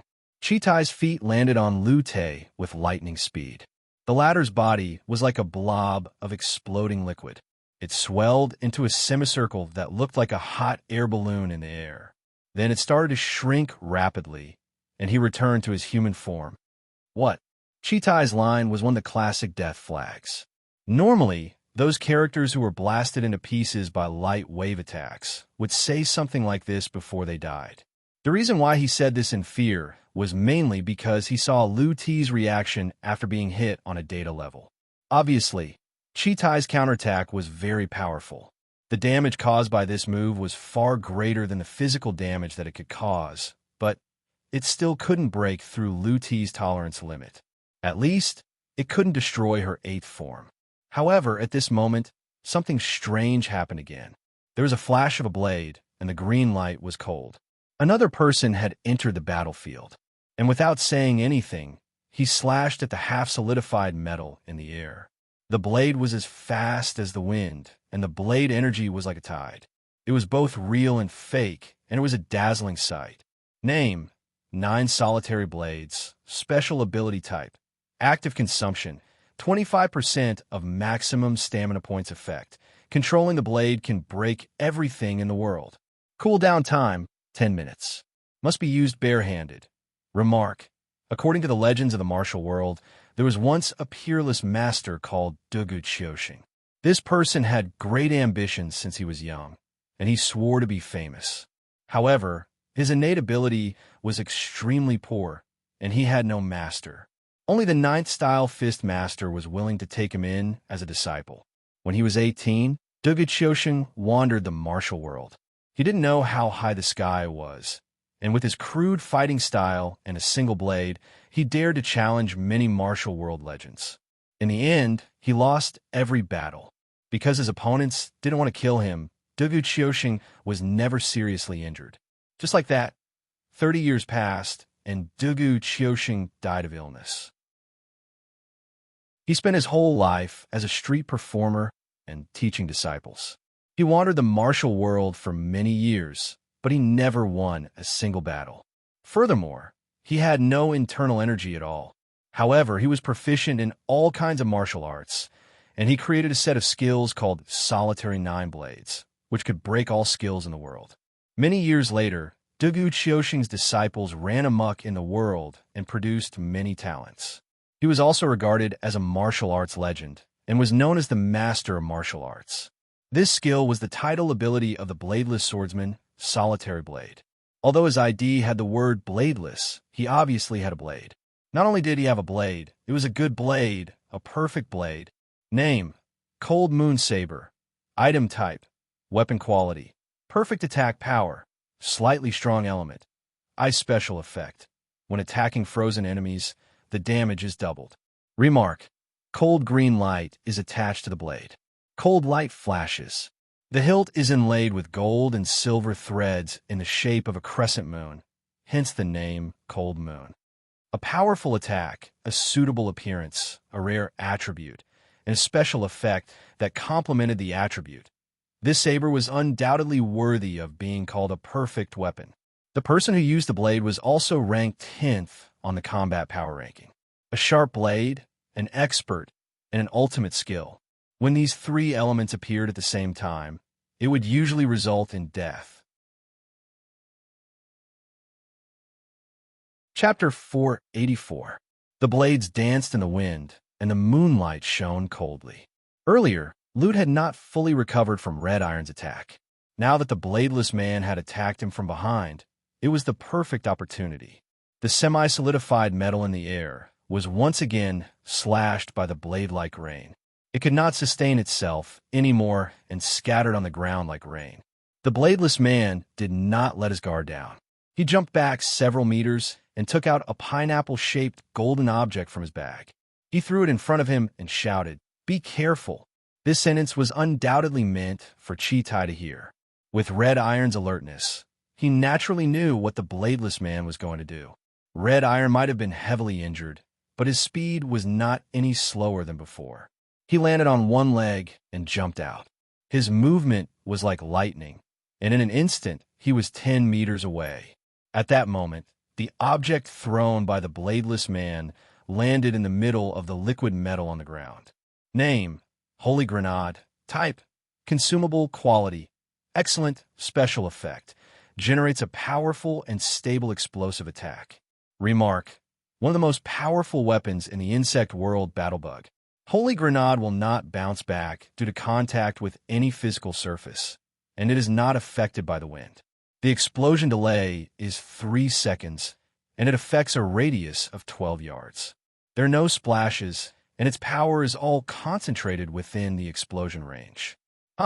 Hallelujah! The moment before the Holy Grenade exploded, it let out a strange sound.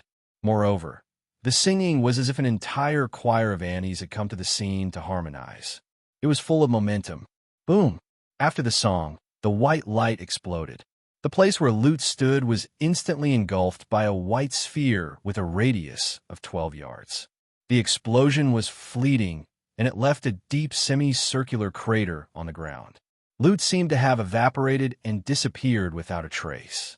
He won't be able to revive this time, right? Lying Drunk muttered from afar. During the previous series of battles, Lying Drunk and Disappointed had taken the opportunity to treat his injuries. It was only now that the dozens of wounds caused by Kwai Duo had completely stopped bleeding. We can't relax yet. There are still 5 of them. Hong Hu pulled the bowstring and looked at the 5 level 3 anomalies who had returned to the battlefield. Pegasus Meteor Punch. Pegasus Soaring Sky was the first to rush out. Because Kwai Duo and Lu Ti's speed was too fast, he had not been able to find a chance to show off. Now that he finally had a chance to show off his skills, he naturally put in extra effort. It's not your turn to behave atrociously. Kwai Duo's intermittent voice rang out again. The supersonic twin swords were even faster than the sound. They had already arrived. Clang! The red Do Chi was ignited again, and Chi Tai once again blocked Kwai Duo. He blocked the opponent's dagger with one hand and wiped the blood from the corner of his mouth with the other. He said in a deep voice, "Your opponent is me. You're courting death." Kwai Duo roared and attacked again. His 2 swords were like a torrential storm, sharp as ever. Kwai Duo was very clear that Chi Tai, who had been severely injured by Lu Te, was already at the end of his rope. In just a moment, he would be defeated. However, at this moment, 2 quick swords suddenly pierced out from the side, forming a triangular formation, covering Chi Tai. "Brother Chan, your swords are a bit slow," Blade Runner said to Meng Jingchan on the other side as he attacked with his sword. Burp! Meng Jingchan's right hand was playing dirty, oh no, playing with his sword, and his left hand was holding a bottle of beer. He hiccuped as he replied, "I'm just matching your pace." Tiesk, another troublemaker. Kwai Duo did not expect that 2 more strong players would suddenly appear before him. The 2 swordsmanship was superb, and their speed was not any slower than Lying Drunk and Disappointed. If it was one-on-one, Kwai Duo would not be afraid, and he would still have the upper hand. But at this moment, it was 3 against 1. A heavily injured Red Iron and 2 top players who specialized in speed attacks. This combination was barely able to fight to a draw with Fast Duo, who was only slightly injured. Since Kwai Duo was being held back, the anomalies on the other side were naturally in trouble. Hong Hu, Flying Pegasus, and Uncle Worthless took the opportunity to launch their attacks at the 5 anomalies. Light Arrows, Fist Radiance, Palm Wind, all of them rumbled and surged forward. Instantly, the 5 anomalies who had not recovered from their injuries were forced to retreat, unable to hold on any longer. "Stop wasting time." With a clear voice, a handsome figure appeared. Smiling, the heavens stepped forward and raised both his hands. Then he used tyrannical Thousand Peaks. With unstoppable force, the 5 anomalies were reduced to white light. "Looks like there's no need for me to do anything." Not a scaredy cat followed closely behind. Seeing that the situation was settled, Lying Drunk and Disappointed heaved a sigh of relief and said, "Phew. Then, as long as we kill that hobbit, this crisis will be resolved. Hey." Right then, Phantom Dawn suddenly appeared at the other end of the street. His expression was more nervous than anyone else's. "Where are you all looking?" This sentence made the players realize something. Could it be?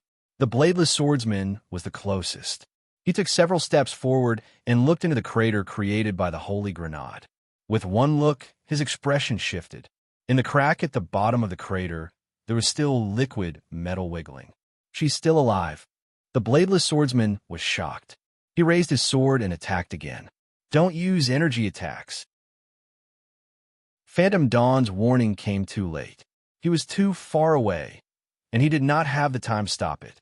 Facing the liquid metal that covered the bottom of the crater like a spider web, 9 out of 10 people would use energy attacks. After all, not everyone could see the truth behind the data like Phantom Dawn. Therefore, the sword chi hit the liquid metal. The next second, the liquid seemed to boil. It surged violently and merged back into a human form. The players' hearts that had just sunk were raised again as Lu Ti's body slowly rose. I hate the seventh form, Lu Ti mumbled to herself. It's so inconvenient. Before she finished, she leaped into the air and charged at the bladeless swordsman. It's all your fault, Dong. After a crisp sound, the bladeless swordsman's head exploded like a watermelon from Lu Ti's punch. Oh, your head armor sure is hard, Lu Ti said as she extended her fingers. In her seventh form, her appearance had undergone a rather obvious change. To put it simply, she had become gigantified. The current Lu Ti was about 2.5 meters tall, but her body was still the same as before. The surface of her body was still metallic like mercury. Other than that, there were thick metal cocoons around her joints, and they stuck to her body like protective gear. Monster, give me your life. When asked, the heavens saw that his brother had been killed so easily. He was instantly enraged, and his guts were filled with hatred. He rushed towards Lu Ti in large strides, his killing move ready to be unleashed. Chapter 485. Naturally, laughing at the heavens had heard Phantom Dawn say, "Don't use energy attacks." He had sparred with Phantom Dawn before, so he believed that if the kid said he could not use energy, then he really could not use it. Therefore, after he shouted, laughing at the heavens, dashed in front of Lu Ti and used a close combat martial skill. Thousand leaf hands of great compassion and great sorrow. His fingers pointed and his palms chopped. His attacks were like lightning, and the wind from his palms surged forward. In terms of skill power, this skill was as powerful as Flying Dragon Fist, but it was more intricate. Even with fast reaction time, it was hard to defend against. But to his surprise, Lu Ti was unfazed by laughing at the heaven's attack. She stood where she was and allowed him to attack her. She slowly turned her head around, and her eyes fell on Phantom Dawn. Finally, I have found the perfect candidate. Phantom Dawn scoffed. I'm sorry, but you're not my cup of tea. Then, he rushed forward and threw a punch. Since I've decided on you, Lu Ti raised her hand to catch Phantom Dawn's fist. At the same time, she mumbled, "Then things are simple." Bang. Phantom Dawn's fist was caught firmly. His body froze in midair, and he could not move an inch forward. Lu Ti stood where she was and did not move. That's pretty impressive. Lu Ti smiled. In the next second, her back suddenly exploded, and a mass of sticky metal liquid splashed out from her cracked back. Laughing at the heavens knew that this was Phantom Dawn's usual attack. The kid could use his power to penetrate his opponent's defense and attack their internal organs directly. Therefore, most defensive abilities were useless before Phantom Dawn. If there was any player who could stop Phantom Dawn, it would probably be King of Shadows from the Rebirth and Recovery style. Why don't you stay at the edge of this space for a while? After Lu Ti was injured, she did not panic at all. She pushed the palm that she used to receive the punch forward, and Phantom Dawn was sent flying. At that moment, Phantom Dawn felt like he had been tied to the back of a train. With the pull of an indescribable force, he was sent flying into the sky. If you were to say something like, "I hate this feeling," or "You'd better remember this," it wouldn't be strange at all. Everyone watched helplessly as the number 1 expert on the combat strength ranking list disappeared from their sight. The situation took a turn for the worse once again. Then, let's start with you. Lu turned her head and looked at smiling at the heavens, who was the closest to her. I killed your friend. Are you unhappy? Smiling questioned the heavens was stunned when he heard this. A strong premonition of death assaulted his heart. He didn't answer his opponent's question.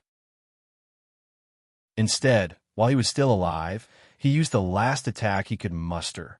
He gave up on those moves that pursued speed, agility, and flexibility. He only used a mouthful of pure, fierce energy to use the blunt, Prajna palm. That couldn't be any duller. The wind from his palm tore through the air with a sharp whistle. The moment he made his move, even Lu Ti was stunned. Boom! This time, Lu had no choice but to block it. She used the metal cocoon on her right elbow to meet, asking the heaven's palm strike. After the attack, Lute's right arm was bent and deformed, turning into a semi-solid state. As for Smiling Question, the Heaven's own arm, it had shattered into pieces of bone and flesh, splattering everywhere. Don't you want to answer my question? Lute continued. Or do you think it's beneath your dignity to answer the question of a low-dimensional creature like me? Smiling Question, the Heavens, was speechless. He never thought that his opponent would be so strong. The force of the palm strike not only shattered his own arm, but also severely injured his internal organs. Smiling Question, the Heavens, felt his internal organs burning. His life points were almost empty. Even if Lute didn't attack, he wouldn't be able to live for more than a minute. Then let me tell you, as Lute spoke, her right arm had already recovered. When my compatriots fall, my anger and pain are 100 times more than yours. When she said the last two words, she took the opportunity to stretch out her arms and swung them away. In wuxia novels, this move was called dispelling the clouds to see the sun. It could be used to force the enemy back when they were surrounded.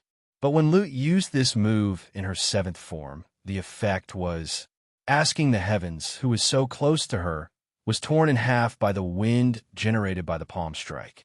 Then, wind pressure rolled out like a wave, and the walls of the buildings on both sides of the street cracked. The players who stood on the street felt like they were standing in the middle of a level 16 typhoon. Those who had no support were sent flying and slammed into the wall. The three who were fighting Kwai Duo, including Kwai Duo, were sent flying as well. What the F***CK? Other than not a scaredy cat, all the players present had the same thought. Only not a scaredy cat stabbed the thunder rod into the ground. She held the rod and stood there, unmoving. This is too much. This kind of monster. If we don't use energy attacks, how can we? Uncle Worthless said as he held his sunglasses. I advise you not to take any chances, Lying Down said to Uncle Worthless. Lying Drunk told him from the side. Phantom Dawn, even though he loses control of himself once he enters battle mode, his analysis is very reliable. You saw the result of the Bladeless Man's attack earlier. Perhaps energy attacks will only make the enemy stronger. At this point, he paused. Other than that, I was about to ask you, can you still use your demon sealing wave? Uncle Worthless turned to look at the man. Yes, then you should not act recklessly, Lying Down said as he walked forward. We still don't know how many times this person in front of us can revive. Perhaps your demon sealing wave will become his last resort. Oh, you've come to me on a silver platter? Lute looked at Lying Down, who was walking toward him, and smirked coldly. You are not invincible, Lying Down said as he walked. In your current form, there are at least 4 weaknesses. He raised his right hand and extended 4 fingers. Lute smiled. Why don't you tell me about them? First, your speed has decreased, Lying Down said. Lying Drunk continued. Secondly, you've lost the ability to transform your body at will. You can no longer use the trick of extending your fingers. When Lute heard this, his expression shifted. Third, you can't use energy attacks. Lying Down would put down 1 finger with each new point. Now, only his index finger was left. Fourth, your recovery rate has decreased. This man, who was usually full of trash talk and sloppy, would become incomparably shrewd and capable once he became serious in battle. Lying Down was not a strategist, so he could not come up with a good strategy. He was not a theorist either. When he encountered a difficult puzzle, he would not be able to solve it like a normal person. However, in the aspect of battle, he possessed a unique and extraordinary talent, the ability to analyze. Using boxing as an example, Lying Down was like a boxer and a coach at the same time. Even though he was in the middle of the match, he could observe his opponent's weakness from an outsider's perspective. It was this talent that made him one of the best among professional players. And in Thriller Paradise, this power of his had been materialized at some point, and it became Soul's Eye. As a player, you're impressive. Lute praised. To be able to see all this in such a short time. She sighed. Was it the last hit from Asking the Heavens? Or, she smiled. Never mind, that's not important. She paused before continuing. You're not wrong. My 7th form, while greatly increasing my attack and defense, has sacrificed my speed and ability to control energy. Furthermore, I've lost the flexibility to adjust my body. That's why I said it's very inconvenient. This boss sure is open-minded. She's told us all her weaknesses, Flying Pegasus said from afar. Tisk, Honghu scoffed. She's just looking down on us. She thinks that even if she reveals all her weaknesses, she won't lose. At this point, his expression became more serious. Furthermore, the term seventh form seems to indicate a very bad situation. Of these two, the former only knew one skill, and the latter's fighting style was also based on energy attacks. In this situation, the two could not help at all. They could only watch. Don't be in such a hurry to praise me. Lying Drunk put down his hand and continued. If I'm not wrong, even if your current form is destroyed, you won't die, right? Yes, Lute said bluntly. All right. Lying Drunk tilted his head and scratched his hair. Using this action, he gave Uncle Worthless a meaningful look. Then, he looked up and said with a serious expression, Then, after I destroy your seventh form, you can praise me again. Oomph. With your data strength? Lute snorted. The wounds on your body were left behind by Kwai Duo, right? As she spoke, she shifted her attention away absent-mindedly and looked at Kwai Duo in the distance. At this time, Kwai Duo was once again fighting with Red Iron, Blade Runner, and Meng Jingshan. The sound of metal clashing against metal was as dense as the rain, and the surging and scattered sword aura swam around the battlefield. You can't beat Kwai Duo, Luke continued, but you're confident that you can beat me? It's such a simple logic. Can't you see it? Lying Drunk said sadly. I'm talking to you now. Other than wanting to get more information from you, it's obvious that I'm just stalling for time. As he finished speaking, he walked right in front of Lute. Oh, why can't I see any energy changes in your body? In Lute's eyes, there was indeed a white light of data flowing. She was very confident when she said this. Phew. Lying Drunk took a deep breath and said, The preparation of some moves does not depend on the form, but on the heart. I want to remind you of two things. Lute's tone was getting colder. First, bluffing and pretending to be mysterious are meaningless to me. Second, if you want to do something like self-destruct, it's best to consider whether the nature of the damage is energy. Don't worry, Lying Drunk replied calmly. I know what I'm doing. In the blink of an eye, his murderous aura exploded and was pushed to the limit. In that fleeting moment, even Lute's expression changed abruptly. Actually, when Lying Drunk finished analyzing his opponent's situation, he already understood that only he could defeat Lute in her seventh form. Because in his skill column, there was a grade A skill that dealt pure physical damage. Name: Heaven and Earth Brilliant Tyrannical Fist Skill Card Type. Active skill, disappears after one use skill type. Fighting effect: hit the target in front with a straight punch consumption. 80% of maximum stamina points. Before the skill is activated, the user needs to enter the focus state for 1 minute. Learning requirement: Fighting Mastery Airmark. The ultimate karate skill. The ultimate skill that combines the mind, the skill, and the body. The skill has reached the realm of returning to its original state, and the enemy will be killed in one hit. If Dragon Break Slash represented the highest level of energy damage, then this move was undoubtedly one of the strongest physical skills. Lying Drunk knew that this skill could not hit Kwai Duo, but it could hit Lute. In an instant, time and space froze, and a surge of energy gathered on Lying Drunk's fist. The ultimate skill of being one with the world, as swift as the wind and as fierce as a dragon, roared out. Chapter 486. When the punch landed, the earth shook. The gigantic Lute was like an egg that had its shell shattered. The layer of metal on the surface of his body shattered and flew into the air. The metal liquid inside his body gushed out and spread all over the ground. Without a doubt, this was a one-hit kill. However, Lying Drunk and Disappointed's own body was also shattered by the recoil. There were more than 200 bones in his body, and none of them were not cracking.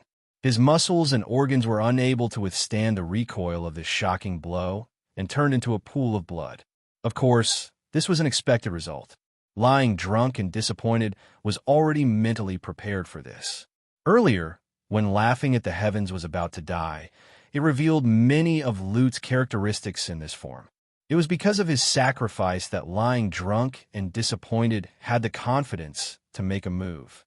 Lying drunk and disappointed knew very well that whether he succeeded or not, he would die. Ignoring the damage caused by the recoil, just the consumption of heaven and earth brilliant tyrannical punch, 80% of his maximum stamina points, was already beyond his tolerance. Once the excess consumption was transferred to his life points, the result would be the same. Did it work this time? Flying Pegasus asked with his eyes wide open. How was that possible? Hong Hu pushed up his glasses and said in a low voice, "You don't even listen to what other people say, do you?" Lying drunk and disappointed talked for a long time, but you didn't listen to a single word, did you? Your brain automatically blocked out sentences that were more than 15 words with a bit of intelligence, right? Stop complaining. Come and help me. Uncle Worthless interrupted their conversation. Remember, if I die after activating the skill, you have to protect the rice cooker with your lives. As he spoke, he had already clamped the rice cooker under his arm and rushed forward. Ambitionist naturally understood the other party's intentions in an instant and followed along. Even though Flying Pegasus did not understand what was going on, the sentence "stop complaining, come and help me" was obviously less than 15 words, so after he heard it, he did as he was told. Glug, glug, glug, glug, glug. Not far away, there was the sound of a casserole stewing. On the ground, Lu Ti's body that had been destroyed once again started to move. Other than the metal shell fragments on the surface, the metal liquid inside his body started to gather again, bubbling like lava. In less than 10 seconds, a massive slime, a fictional creature that often appeared in video games, usually in a semi-solidified jelly form, was born from the liquid. Is this the prototype of a new form? Hong Hu said as he looked at the object. Who cares if she's not fully formed yet? Uncle Worthless placed the rice cooker on the ground and straightened his back. The demonic ceiling wave was ready. Let's take her down now. He aimed at the target and waved his arms. Demonic ceiling. Suddenly, with two popping sounds, the mass in front of them split into two. Uncle Worthless' sunglasses slipped off his face. His eyes widened as he complained. Are you kidding me? There's nothing to be surprised about. Lu Ti's voice sounded again, but this time, it was a double accent. At this time, the two masses of liquid metal on the ground condensed into two identical Lutes at the same pace. My fifth and sixth forms are two symbiotic entities that exist at the same time. The two Lutes spoke at the same speed and tone. Gemini mode. From the looks of it, the Lute in Gemini mode was no different from the ninth form that the players saw at the beginning. The problem was, there were two of them now. What a pity. The demonic ceiling wave seems to be ineffective. The Lute on the left said. I think. The one on the right continued. You won't have the chance to use this skill again. After that, one of them raised his left hand and the other raised his right hand. Like the two sides of a mirror, each of them condensed a white energy ball in their hands. Hey, your partner is nearby too. Do you want to blow him up too? Hong Hu immediately shouted. Yes. Thank you for the reminder. The two voices replied at the same time. They said as they shrunk the size of the energy ball in their hands to the size of a ping-pong ball. Then they said, this strength should be enough to kill you. Stop dreaming. Take my Pegasus Meteor Punch. Flying Pegasus did not care about the energy ball in the opponent's hand. Seeing that the demonic ceiling wave could not be used, he stepped forward and activated the skill. Hundreds of punches poured out. It did not matter if there were 2 or 20 of them, they would all be hit. Unfortunately, these attacks could only cause very little damage to Lu Te and the others. Moreover, the wounds on their bodies could be healed in half a second. It looked like Lu Te's recovery ability had returned to the state where she was extremely flexible and tensile. Seeing this, Hong Hu muttered, if we want to defeat this Gemini mode, I'm afraid there's only one way. Blast the two of them into pieces at the same time? Uncle Worthless' forehead was covered in cold sweat. I don't need you to tell me. Unfortunately, I don't have that level of skill. I don't either. Hong Hu continued. Pegasus Meteor Punch. Flying Pegasus was still working hard, releasing his meteor punch again and again. Although he didn't cause much damage to loot, this kind of continuous interference was indeed effective. The two loots couldn't concentrate on releasing the energy light explosion.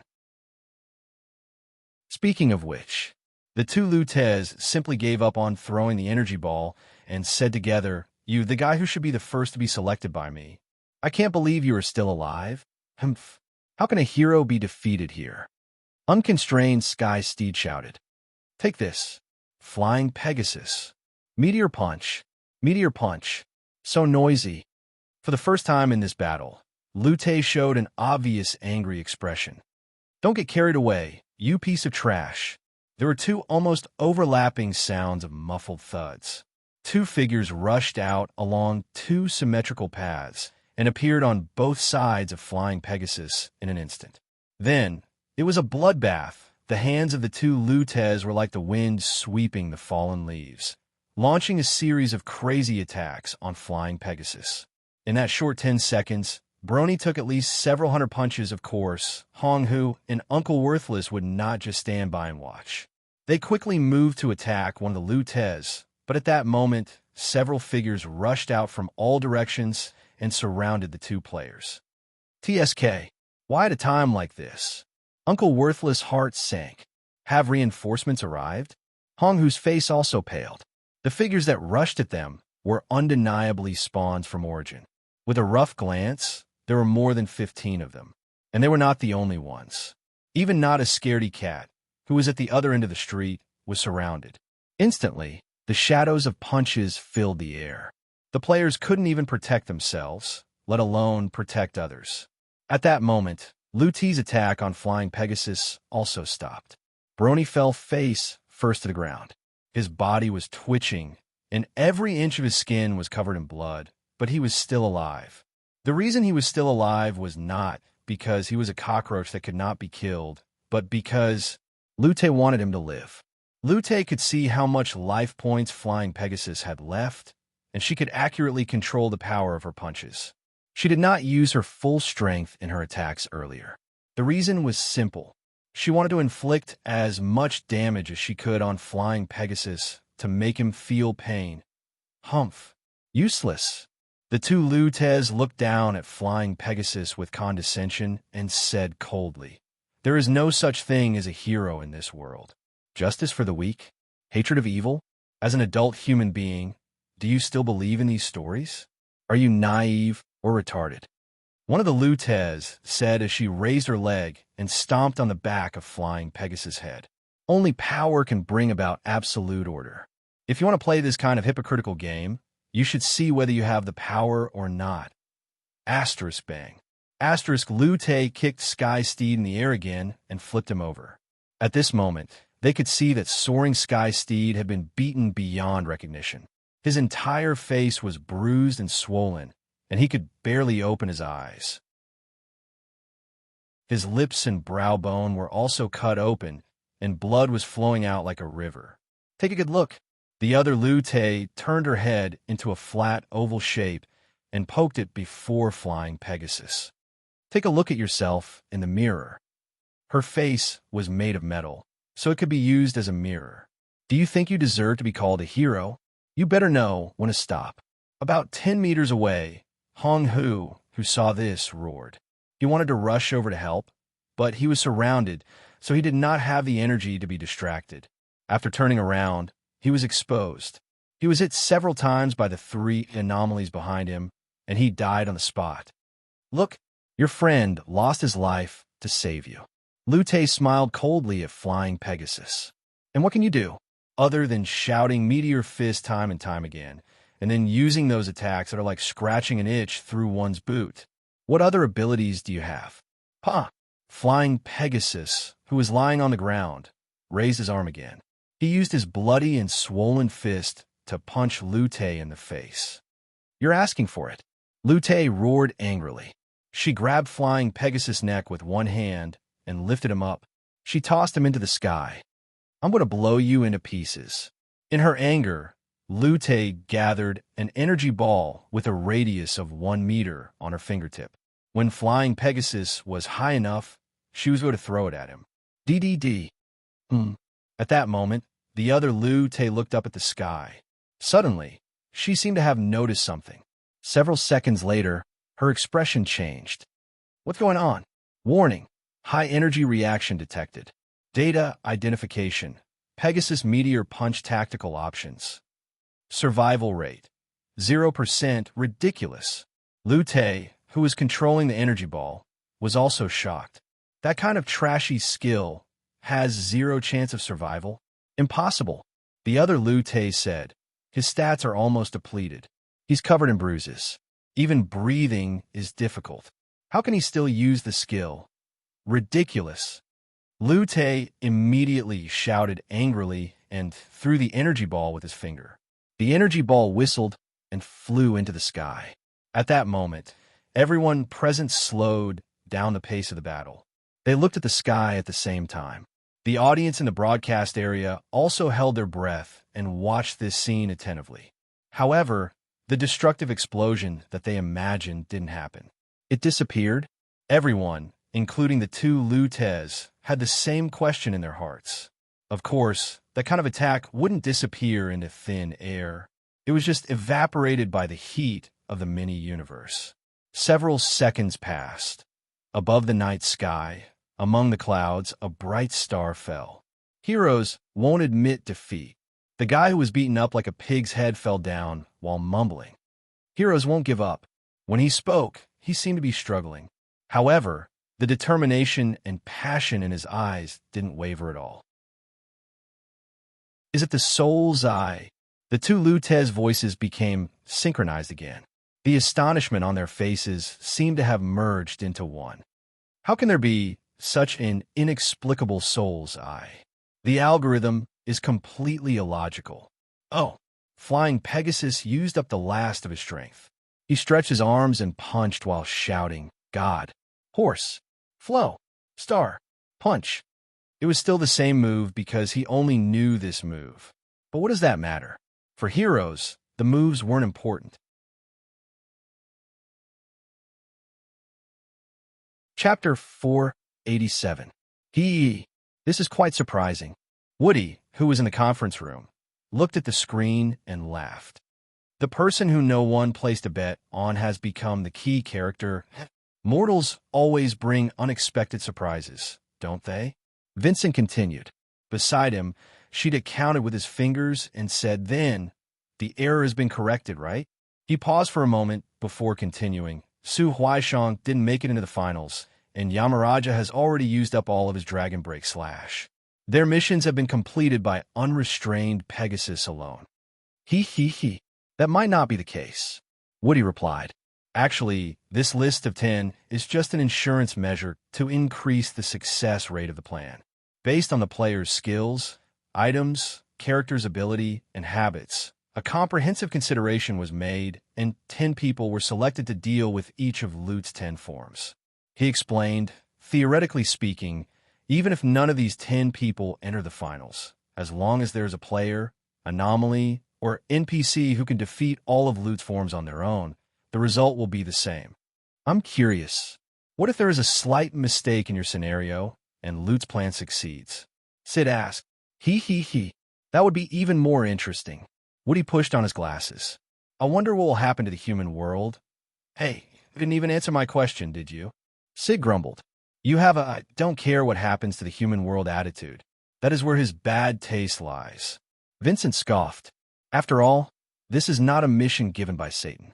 To put it bluntly, it doesn't matter who wins. He scoffed. First, he went to Lute and told him, This is the stage that I have given to Origin. Do as you wish. After the battle of the butterflies grouping was tampered with, he went to phone Bujiwe to tell him what to do. Humph. So he has seen through it. Woody scoffed. Of course, Vincent said, saying something like to prevent Feng Bujiwe from digging further into the Wong family's secret. It's obvious that it's just an excuse. Do you really think Simon doesn't see through it? He just didn't want to argue with you. His fingers casually tapped on the table a few times. Those guys in heaven, because they just played a borderline game, they're feeling guilty and don't dare to jump out and question your actions. In fact, they don't know that you're just pretending to be deaf and dumb, taking advantage of the situation. Fine. Woody said, actually, it doesn't matter. No matter how the game is set up, the most important thing, right? Perhaps. Vincent gave Woody a meaningful look and then moved his eyes back to the screen. Back to the war in the city, above the battlefield, the silver fist's fist-chi. It was as swift as thunder and as swift as the wind. It was the same Pegasus meteor punch, but its power and accuracy were much higher. Each of his fists accurately hit the two Lu Tis. None of his attacks deviated, and none of his energy was wasted. Lutes in their fifth and sixth forms were covered by a light screen. They could not escape and were turned into liquid. Gemini mode was broken. However, after Pegasus flying across the sky released the last meteor punch, his little universe was burned out, and he stopped breathing. The Constellation lads are doing well. Meng Jingchan lifted his sword to cut the enemy while he looked into the distance and said, "Our side. If we continue to fight like this, it will be too embarrassing. 3 against 1, and you still can't take them down. It is indeed not very dignified," Blade Runner continued. "Why don't you two take a break? You should have said so earlier." Red Iron heard that and did not bother to be courteous. He immediately fainted and left the battle. To be honest, he had wanted to stop for a while, but he was worried that after he left, the two players would not be able to handle it. That was why he forced himself to stay and help them. Obviously, Lu Ti's attack that pierced through Chi Tai's back was not as simple as it looked on the surface. If he had to make an analogy, his injury was like a computer whose system files were damaged. If he continued to use this kind of machine to run programs, the screen might turn blue at any time. "Then, I will accept your offer." Meng Jingchan also responded and immediately leaped out. He took a few steps forward and leaped into the air. Then, he swung his body sideways and caught the falling heavenly steed in the air. Unfortunately, Zendream soon realized that the thing that he was trying his best to catch was a dead body. "Blade Runner, you think too highly of yourself." The murderous look in Kwai Duo's eyes under the goggles increased. "What's more annoying is that the two guys actually believe that you could take me on alone." He snorted. "Who do you think you are?" After Kwai Duo finished speaking, the two swords in his hands immediately shone with layers of brilliance, and the sword energy whistled through the air. Blade Runner did not seem to be in a hurry.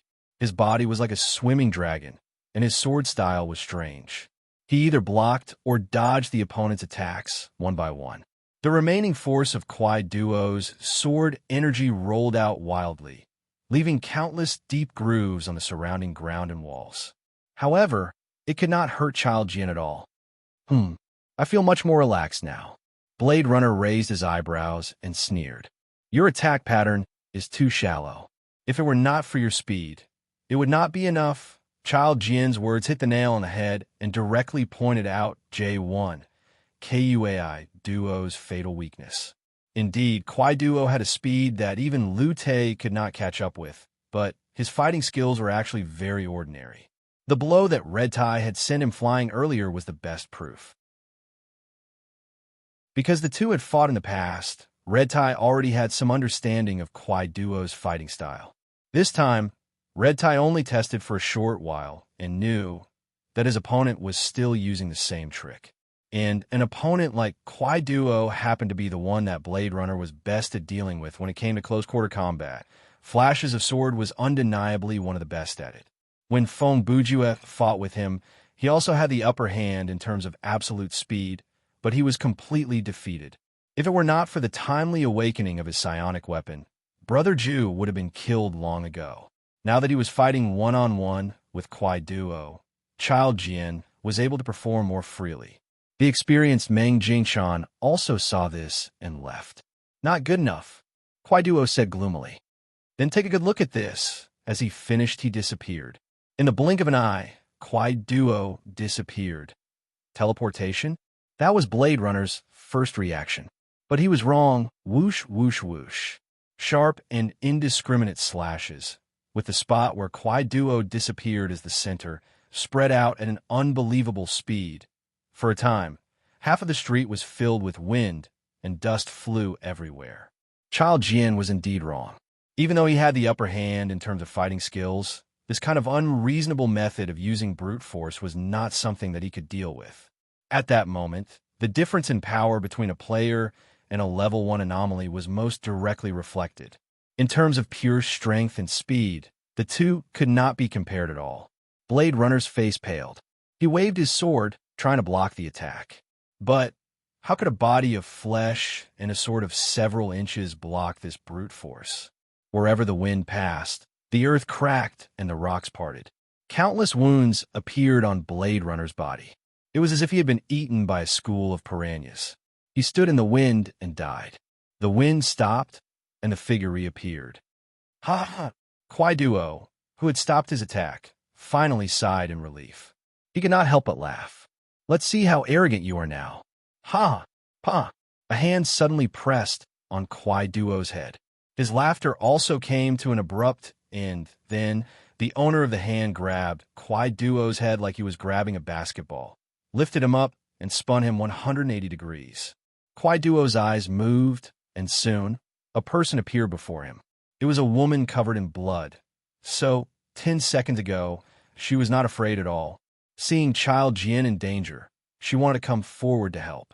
With a sweep of the berserk lightning rod, she forced back the 5 anomalies that surrounded her and then charged toward Han Fei without any regard for her own safety. Unfortunately, in the end, not only did she fail to save him, she was also attacked by several long-range attacks from behind. She was already on the verge of death. Shorty, I've tolerated you for a long time. Not a scaredy cat's hair was disheveled, and her face was red like fire. Her eyes were burning with anger, and she was ready to kill. If you have the self-awareness of, I'm sorry that I'm breathing the same air as everyone else, you should find a corner and F***CK yourself. Perhaps I can forgive you. Put me down. Kwai Duo hated it when people lifted him up. He immediately stabbed out with both swords, aiming for her throat.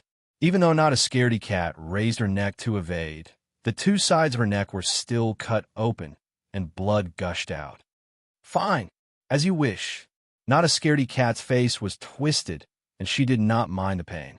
As she spoke, she tossed the lightning rod in her left hand away. Then, using both hands, she performed an ultimate skill.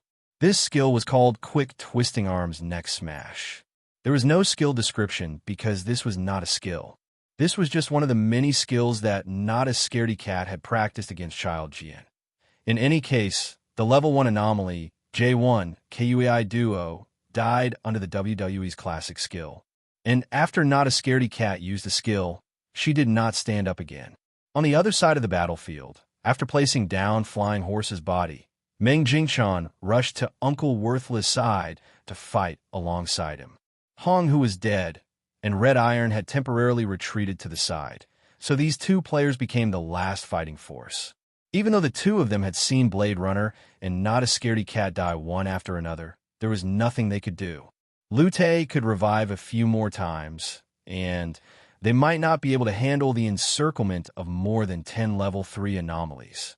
Thankfully, there was a chance. Suddenly, 4 figures rushed out at the same time. They moved like lightning, and their attacks were like thunder. They rushed in from outside the battlefield, and it did not take long for them to take down the surrounding anomalies, turning the situation around once more. They're finally here. Uncle Worthless sighed in relief when he saw the arrival of reinforcements. He knelt down on one knee and gasped for air. After such a long period of continuous fighting and fighting 1 against 10, Uncle Worthless could no longer hold on. The power that allowed him to revive through the sunglasses could not be used repeatedly within a short period of time, so he was in a weakened state. I'm sorry. We ran into a few powerful people on the way here, so we were delayed, Shiva replied as he looked around. He looked at the broken bodies, and from the guild badge, he had a rough idea of who had died. Even Ask the Heavens God smile is gone. It's not just the laughing master.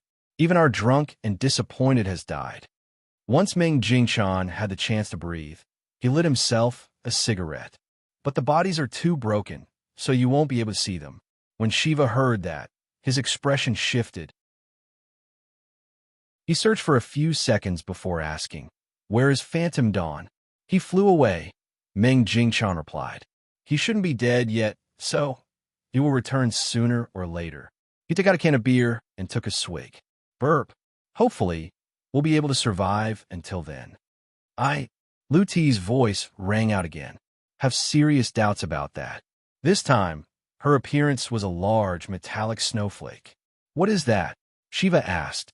"This is the leader of the anomalies that we saw earlier," Uncle Worthless replied. "In any case, she appears to have many forms. Every time she is killed, she will change into one." "Then this is?" Shiva asked. "Her fourth form." Lu Te answered the question for Uncle Worthless. "And also your doomsday, huh?" Uncle Worthless laughed drily. Then, he leaped into action and attacked without warning. Demon Sealing Wave. This move was indeed very sudden. Before the ball of green light appeared, no one had seen any clues. Actually, Uncle Worthless had let his guard down for a few seconds because he wanted to numb his opponent. His eyes under the sunglasses had been paying attention to Lu Ti's movement. Even when he was besieged alone, he never forgot this point. The look in Uncle Worthless' eyes before he attacked was still fresh in his mind. Uncle Worthless knew that if he could use Demon Sealing Wave to seal his opponent, then the battle would be over. Therefore, this was a gamble that was worth risking his life for. Boom! The sound of energy hitting the body announced that Demon Sealing Wave had hit its target. However, Uncle Worthless' face turned deathly pale. This was because he did not hit Lu Te, but a normal level 3 anomaly. This anomaly from origin was closer to Lu Te. When the Demon Sealing Wave came at him, he leaped and successfully blocked the attack. "This is bad." Uncle Worthless sighed helplessly. Since he had already hit his target, there was no turning back. He could only finish the skill. He clenched his fists and opened them. With a flick of his arm, he tossed the anomaly into the rice cooker. Uncle Worthless wanted to rush over to close the lid, but unfortunately, his life points had dropped to 0. I'm sorry. Uncle Worthless did not manage to complete his last sentence. He staggered and collapsed to the ground, and his sunglasses shattered. Meng Jingchan turned around and stepped forward to cover the rice cooker. "Sigh. Oh well, buzz buzz buzz. Put your feet." Lute's voice came out from the huge snowflakes. At the same time, a palm-sized hexagonal light prism condensed in front of him, making a buzzing sound. "Put away." Buzz buzz. Following this strange sound, a ray of light shot out from the hexagonal object. When Meng Jingchan realized what was happening, the part of his right leg below the knee had already been cut off. To be able to injure Brother Zen to the point where he could not react, the speed of the ray of light did not need to be explained. At that moment, Meng Jingchan actually laughed, and it was a laugh that was free and easy. "Huh, you'd better run," he said as he tossed another mouthful of wine into his mouth. The moment his leg was cut off, Meng Jingchan understood many things. Therefore, he uttered those last words. Buzz buzz. Creak, another creak. A hole the size of a bowl appeared in Meng Jingchan's chest. Even if he had both legs, he would not have been able to evade this attack in time, much less one. "Kwai Duo has been killed as well," Lu Te said. "Looks like you guys are quite capable." Thankfully, I've prepared beforehand. The Brahmin team that had just arrived did not understand what she meant. Of course, if this was someone else, they might not have understood what she meant either. The preparation that Lu Te mentioned was actually referring to the level 3 anomalies around her. Naturally, they did not come because they saw or heard the commotion of the battle. If that was the case, they would have come when Lu Te was fighting the leader of the demons. In reality, these anomalies had come because of Lu Te's order. Before Lu Te sent Phantom Dawn flying, she had said, "Since it has been decided that it will be you, then things are simple." It was at that moment that she had given the order to all the origin anomalies in the city. Kill or shake off the enemies before them, be they players or NPCs, and then return to the battlefield at the eastern side of the rumbling tunnel as soon as possible.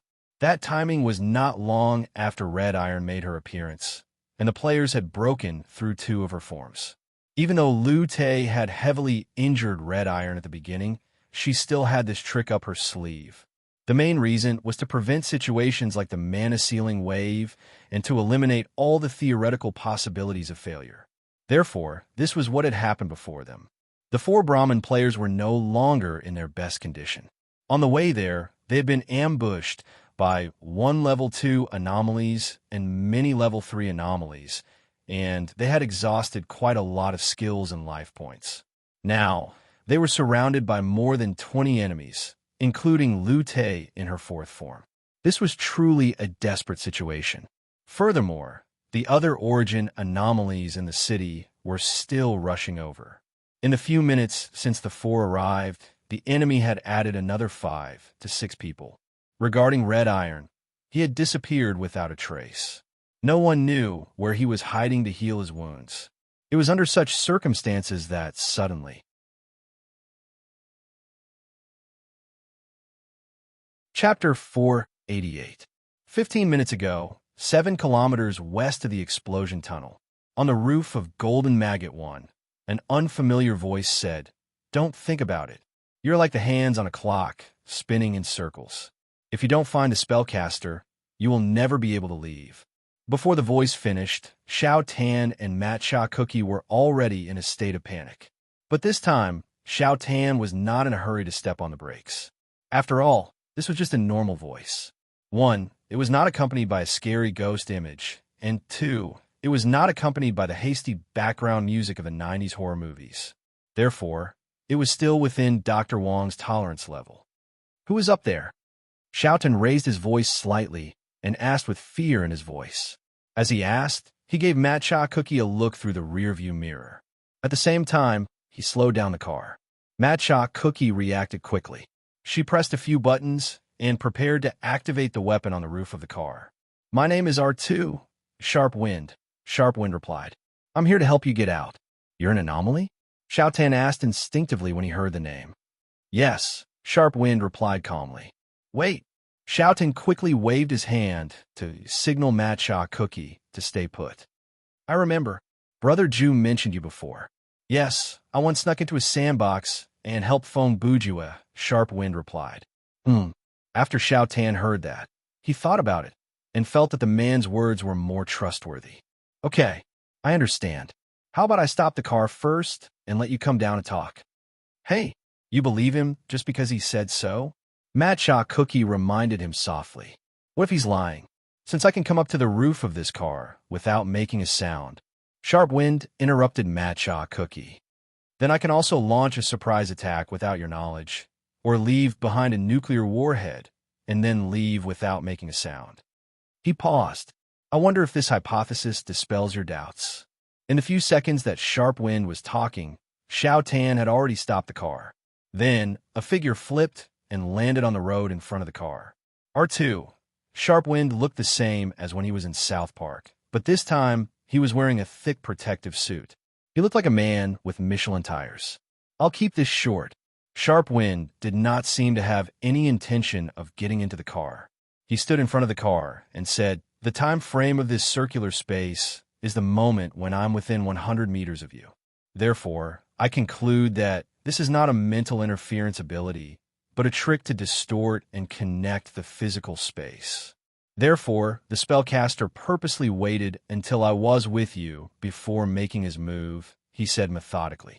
"As far as I know, this type of spell is the specialty of the Time Wardens."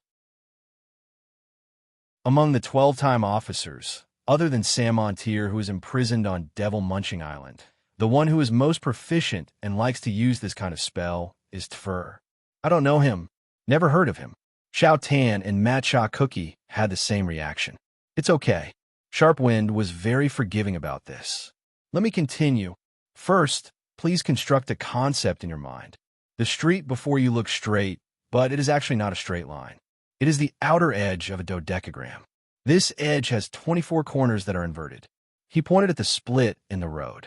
"Those split in the road are the hints. Every time you pass the 24 corners, You complete a circle and return to the starting point. You can tell that. Matcha Cookie asked. Wait, before that. You said you're an anomaly.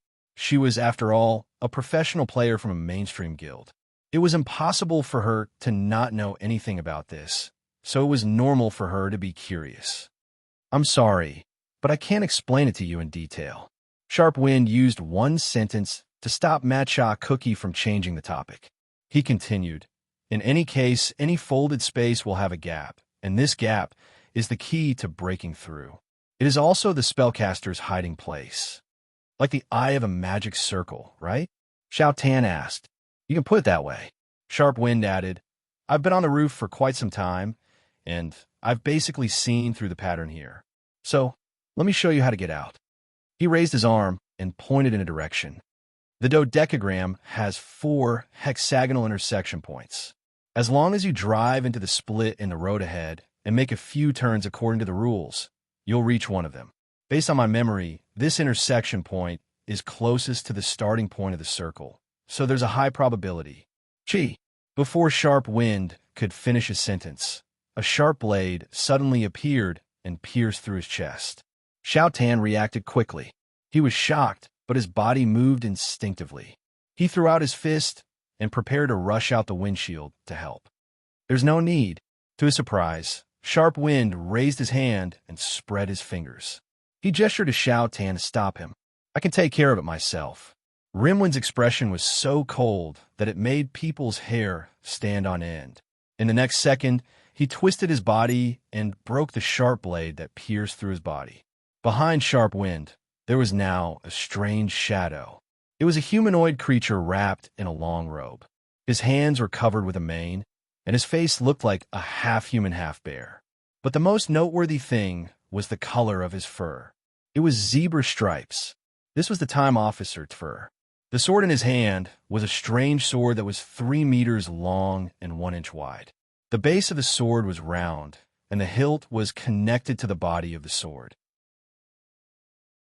If it was placed flat on the ground, it would look like a huge pendulum, except that there was a small section sticking out of the round end of the pendulum. Of course, it didn't matter what the shape was. It was already broken by Sharp Wind anyway. You came out yourself? That saves me a lot of trouble. Sharp Wind turned around and said coldly, Since you've already seen through my technique. For said, it's the same wherever we fight. Yeah. Sharp Wind suddenly laughed. It's the same. At the same time on the battlefield between Loot and the players. A bloated figure rushed over from afar and joined the battle. Even though the figure was bloated, its movement was as fast as lightning. The cold gleam flashed, and the sound of sharp blades slicing through bodies echoed. The level 3 anomalies were unable to fight back, and they fell one after another. Loot reacted immediately. Before the metal snowflakes, 6 hexagonal light beams appeared and fired at the same time. The light beams that were so fast that no one could react to them shot out continuously. They chased after the newcomer, but none of them hit their target. Long time no see. After 23 dodged the light beams, her body slowed down. On her snow-white cheeks, there was a bloody gash. You've changed a lot. Loot. She used her thick sleeves to wipe away the blood, and her eyes stared at Loot, who was in her 4th form. 4 high-level anomalies. A change in appearance, or even a complete change in their structure, would not affect their ability to recognize each other, because they only recognize codes. So that's how it is. You'd have come here through the SCP. Loot analyzed the use of the spacesuit on 23 in a few seconds and made the corresponding speculation. While they conversed, more and more origin anomalies appeared around them. In the blink of an eye, on the surrounding streets, buildings, and empty space, there were already 60 to 70 figures scattered about. The batch that 23 had dealt with earlier was like trying to put out a fire with a cup of water. You said? You? 23's expression shifted. 2 seconds later, she realized something and shouted, Red Iron, what are you doing? Just as she finished, a manhole by the street was pulled open, and Red Iron poked his head out rather disheveled. Repairing and electrocuting my own heart. Phew. 23 took a deep breath, and a helpless expression appeared on her face. Then, are you done? Just in time. Red Iron replied and leaped out from the manhole. By then, his wounds had indeed disappeared, but there was a large cluster of yellowish demonic vines on his chest and back. The contaminants in this scenario, sure, are useful. I only need to change the mode slightly, and Red Iron grumbled. 23, cut him off. Where's your protective suit? Air. Red Iron was startled. That was too disgusting. It affected my combat ability, so I took it off. He paused for half a second before adding, Don't worry, I've already hidden it. I'll just find it and wear it before I leave. Wing sure is tired. 23 sighed deeply. If you were my subordinate, I would have killed you already. There's no need for that. I'll do it for you, Lute said with a cold smile. Before she finished, the beam shot out again like a bolt of lightning. Who knew? The beam missed, and it was ridiculously off course. It shot one of her own people. A level 3 anomaly was shot for no reason, and his head was blown off. What? Lute was shocked by this. Of course, this result was not caused by Lute's mistake, but by an external force. When Lute made her move, Shiva also controlled the stone plate of the heavenly hourglass to fire an energy beam at the prism before her. It was this attack that caused the beam of light from the prism to lose its accuracy. I knew. There would be a weakness, Shiva said with a smug tone. This big brother of Brahman had been through many battles. In the past, when he played online large-scale team dungeons, he had faced countless bosses that took a long time to fight, had almost zero room for error, had an extremely difficult pattern, and had extremely high requirements for instant reaction time. A man who had gone through this kind of training was indeed extraordinary. Shiva saw with one glance that it was impossible to stop the beam, at least not with his reaction speed. However, he was certain that the man's unique and monotonous fighting style had to be hiding some kind of weakness, but because the beam was too scary, no one else had noticed it. The beam attack is indeed fast, Shiva said to his teammates. But since it is a long-distance attack, it needs to be aimed. He raised his arm and pointed at Lute. This guy's appearance is very good at hiding his aim. Before the attack, he neither moved his line of sight nor did he make any preparations. But there is still one detail, those condensed prisms. He paused. Her aim is completed when she gathers energy. Even though it is impossible to tell who she is aiming at with the naked eye, as long as we make use of the 2 seconds that the prism is there to disrupt it, then what happened earlier will happen. Huh, I see. DeFan's expression relaxed, and he said, Then that's easy. Boss used the heavenly hourglass to suppress her, and I will go over to give her an earth throw and send her back to... He wasn't able to say the final west because in this instant, 6 streaks of dark light shot out from each of the 6 corners of the enormous metal snowflake. These 6 attacks were truly unprepared in the truest sense of the word. In less than a second, Lute used a method that she had not used before to shatter the 6 stone plates of the heavenly hourglass. As Shiva had already used up the stone plate of fire when he was fighting against the D1 dragon, he only had the stone plate of earth left in his heavenly hourglass that he could use. What do you want to send me? Big guy Lute mocked. You sure are efficient at slapping people in the face. You are faster than me finishing the whole analysis. Shiva complained internally, but on the surface, his face was dark. He pretended to be calm and threatened. Your name is Lute, right? Interesting. I still have many tricks up my sleeve.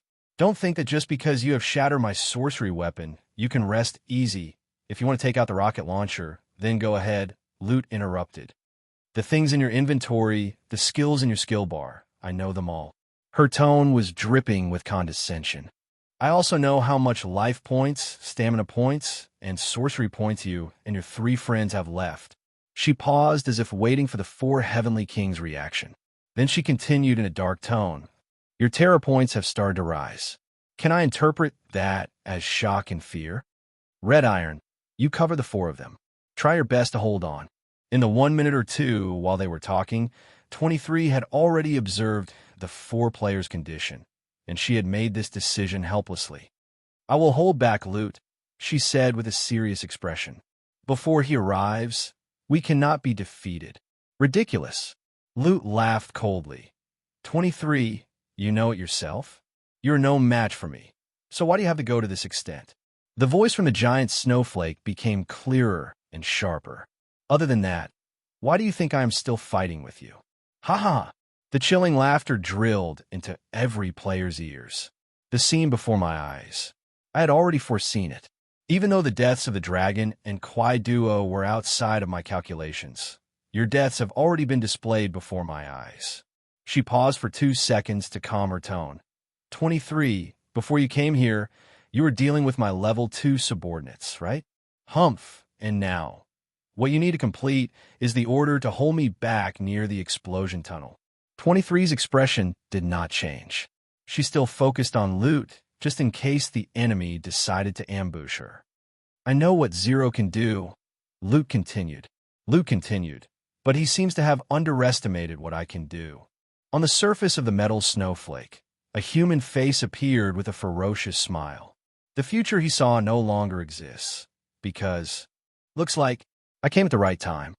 At that moment, another woman's voice rang out.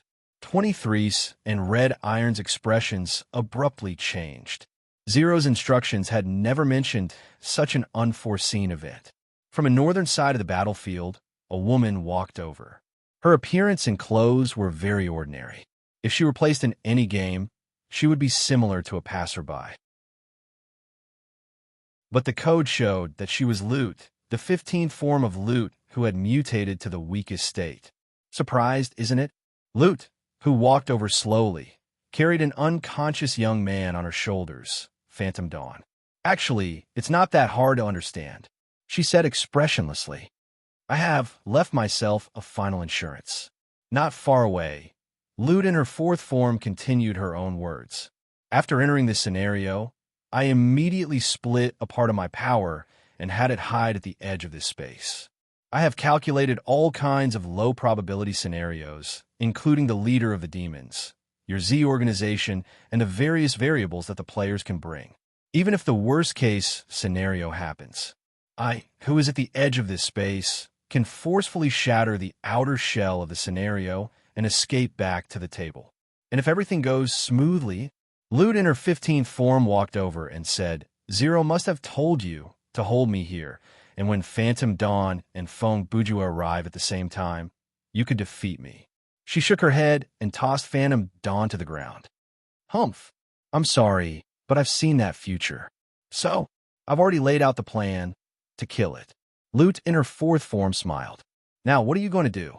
23, her voice chilled. I know, you're very special. Even if your logic tells you that abandoning everyone and running away is the best choice, you might not follow it. When Lute spoke, the 15th form raised her arm to touch the large metallic snowflake. The next second, she morphed into liquid metal and quickly melted in her main body. At the same time, the origin anomalies that were scattered around the city finally gathered there. Other than those who had died, there were about 100 of them left.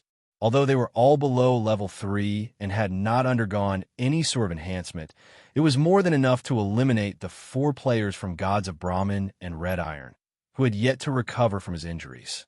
You're right. 23 was silent for a long time before she finally spoke. You're right. She paused. The situation is completely under your control. There is no hope on our side. Almost. Lute scoffed. Are you sure it's not absolute? No. 23 said. So I need to wait. I believe he will find a way.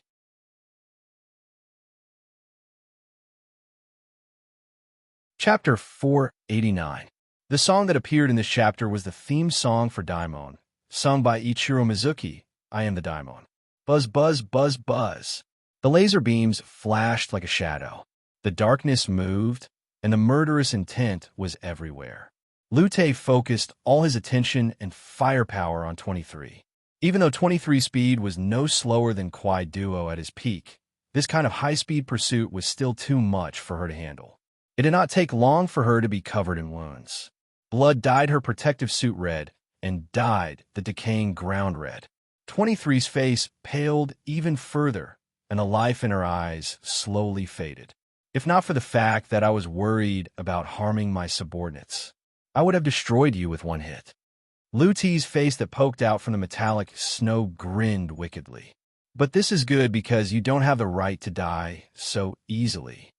23 did not answer. She stood where she was silently and used every second that she had to heal herself. As one of the few unique anomalies in the game, 23's self-healing power was very strong, but it was not as strong as a monster like Lu Ti. I say, looks like we're going to die here. On the other side of the battlefield, Vishnu controlled several bronze monsters to deal with the enemy as he mumbled to Yamaraja, who was next to him. I have no idea what it means to be killed in this scenario, but if something bad happens, I hope you will know, is it appropriate for you to say that now? Yamaraja waved her whip and swept away the few anomalies that were closest to her. Her eyes did not change. Don't forget that the competition is being broadcasted live. Actually, it is quite appropriate. Brahma chimed in. Yes, since he has spoken, I support him in making things clear, Shiva said. 2 days ago, the remaining half of the sandwich that you finished was eaten by me, Vishnu said seriously. Yen Mo faltered slightly upon hearing this. It was quite clear that she had been misled by the confession that Tangwilin was about to make. That day, Vishnu continued. After I walked into the break room, I opened the fridge out of habit. Then I saw half a sandwich inside. I thought I left it there for lunch, so I ate it without thinking. He paused for a moment. I really didn't know that you split a sandwich into 2 meals to lose weight. You don't look like someone who needs to lose weight. When you couldn't find dinner, I really didn't dare to stand up and admit it. I'm sorry. At this point, he turned his face solemnly. In short, you're overthinking things like stalkers and perverts in the studio. In fact, it's just that I accidentally ate them and... A whip curled around Vishnu's neck. You, too. Yen Mo roared at the top of her lungs. At the same time, she flicked her wrist with all her might, swinging her whip around her teammate as if she were swinging a sledgehammer. This wild dance of ultimacy forced the surrounding anomalies to retreat, and they could not move forward anymore. The strength of these people, sure, is unpredictable. Even Red Iron was impressed. Indeed, we cannot underestimate them. At this moment, a loud and undulating buzzing sound suddenly rang out from the western end of the battlefield. The sound came from afar, and it was approaching at high speed. The anomalies at the periphery turned to look, and they saw a strange-looking fire truck wrapped in a yellowish substance was driving toward them at high speed. On the side of the truck, there was a person holding onto it. The fire truck had a support for people to climb on. From the code, this person was undoubtedly an anomaly as well. Sir, I'm sorry I'm late. Sharpwind shouted loudly to 23. He seemed to be in a good state. It seemed that the battle with Tver hadn't hurt him much. Get out of the truck. It's about to start, Xiaotan reminded him from the driver's seat.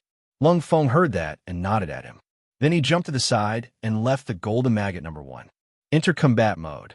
Xiaotan opened a glass box near the steering wheel and pressed a button with a skull symbol. Humph! I'm getting impatient, Matcha Cookie said. At that moment, the cannon seat that she was sitting on started to move and slowly rise. Many new control panels floated around her, and a holographic screen appeared before her.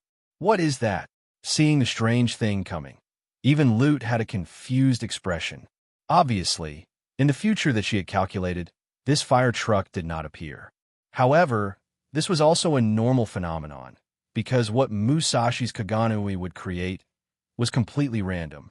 This had to do with the timing of Feng Bujue's summoning, the nearby materials, the emotions of the two at the time, and their crazy thoughts. It was hard to fathom. Ping, ping, ping, ping. Just as everyone was still in shock, a series of mechanical sounds rang out, and the fire truck started to change shape. Dash underscore, Dan underscore, Dan underscore, dash underscore,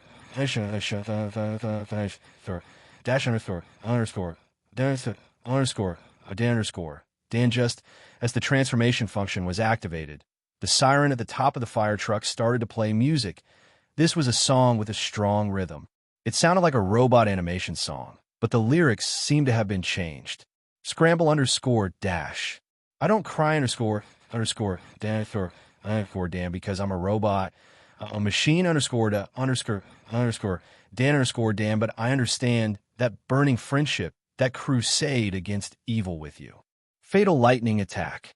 Destroy all the evil guys. Gold underscore typhoon. Summon the storm. I'm gold. Maggot underscore 1. Along with the music, the transformation was also carried out in an orderly manner, and it was full of vigor. Many parts were changing according to the rhythm. Dan underscore, Dan underscore,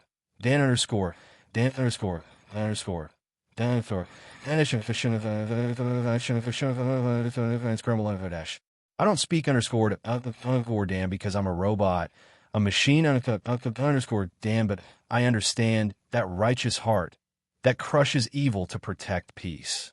Fatal atomic flying punch. All of the incoming enemies were sent flying.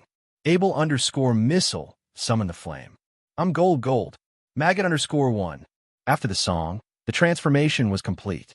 A large combat robot with a tall and majestic body and a khaki-colored color stood proudly at the other end of the street with its hands on its hips. At this moment, the various broadcast areas watching the match were completely silent. The players and anomalies on the battlefield were all shocked. Lute's expression was blank. She had no idea. How did she manage to watch the transformation that lasted for 2 minutes and 20 seconds? This is so embarrassing. Matcha Cookie's driver's seat had been moved to the robot's chest. From now on, I will never leave this robot. Even if I die, I will die here. Her face was burning. She was deeply embarrassed by the fact that she had to drive this kind of robot. I don't mind. Xiao Tan's driver's seat was moved to the robot's crotch. At that moment, Lute said slowly, "Can someone go and deal with that ridiculous pile of scrap metal?" Her description made sense. After all, from a data perspective, the data stream of Golden Maggot number 1 was very dim. However, the current situation, Lute had been too careless. From the perspective of an anomaly, mechanical creations or similar creatures, such as summon creatures, could not be accurately analyzed. To put it simply, the type of code was different. For example, if you had an iPad, no matter how many new features you had, could you handle a 3.5-inch floppy disk? Could you plug an 8-bit video game cartridge to play Contra? Could you use it as an electronic scale? Therefore, being advanced did not mean being omnipotent.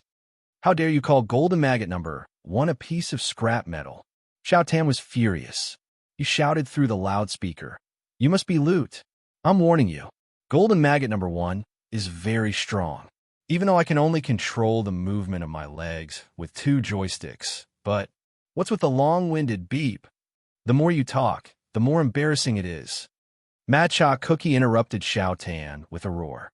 As the two of them spoke, 8 level 3 spawns had arrived from the 2 sides of the robot. Since Lute had given the order, her subordinates naturally obeyed her orders. They attacked one after another. Their energy blades whistled through the air. Suddenly, a chaotic energy storm swept towards Golden Maggot number 1 at high speed. "Humph, you're too naive." Matcha Cookie extended her arms and placed them on the control panel. She used to play real-time strategy games, so her hand speed was professionally trained. Normal people would find the operation to be very complicated, but it was just a warm-up for her. Matcha Cookie's fingers danced like butterflies, and her eyes flashed like lightning. She muttered, "Energy normal, defense system activated, motion balance normal, weapons ready." Of course, what she said had nothing to do with Xiao Tan. Xiao Tan was in charge of the propulsion system. To put it nicely, it was the propulsion system. To put it bluntly, it was just like when he was piloting Puffer Gladiator number 1. It was just a manual labor. Chirp, chirp, chirp, chirp, chirp. In a blink of an eye, a SH*T colored bullet screen flew out with hilarious sound effects. It easily dispersed all the attacks from the anomalies. A large amount of energy dissipated into thin air. Are all the pilots of the Federation monsters? Vishnu, who had just been released from the whip, looked at the battle afar and could not help but complain. "DDDM? New information appeared on the tactical analysis interface in front of Loot. Danger level, high.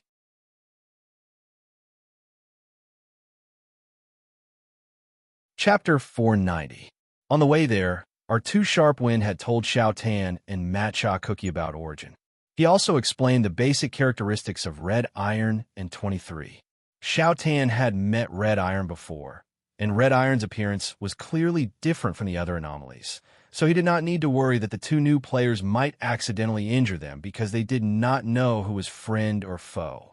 That disgusting monster over there must be Loot. Matcha Cookie's virtual screen locked onto the target. Okay, capture the ringleader first. Let's go and kill it. Okay. Xiao Tan received the order. Then his hand started to move the two joysticks back and forth.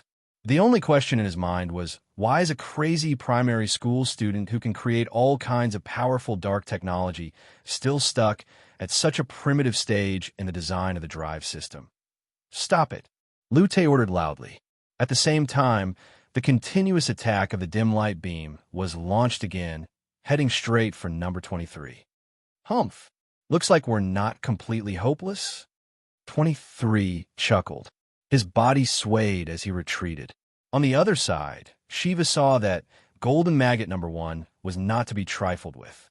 Seeing that it was heading straight for Loot, he immediately shouted, "Help!" The other three members of the Brahmin and Red Iron did not say anything. They immediately understood the meaning of the help. They each used their own skills and forced the anomalies in the middle of the street to retreat to the sides. At this moment, although the 5 of them were on the verge of exhaustion, they still had 30% of their strength left. When they saw Golden Maggot number 1, it was like seeing an oasis in the desert. They felt a surge of energy. Oh, the 4 kings of Brahmin are opening a path for us. Matcha Cookie laughed. If I didn't see it with my own eyes, I wouldn't have dared to imagine such a scene. Huh. Xiao Tan panted heavily as he replied. Do you dare? Stop chatting with me? Just treat it as if I'm talking to myself. Don't answer me. Matcha Cookie answered with a big smile on her face. Xiao Tan stomping on the brakes earlier was going to be avenged here, since you've cleared a path. As Lute spoke, an obviously larger prism gradually condensed in front of him. Then I won't hold back. Lute judged that the speed of the mech in front of her was definitely not enough to avoid her beam. In any case, her subordinates had already left the attack path. She might as well use a powerful beam to instantly kill this high-danger freak of unknown origin. High-energy reaction detected ahead. Estimated to be a pure energy beam attack. A few seconds ago, the Golden Maggot number 1's cockpit had issued such a warning. A warning popped up on the virtual screen in front of Matcha Cookie. Oh, he's indeed a turret-type enemy.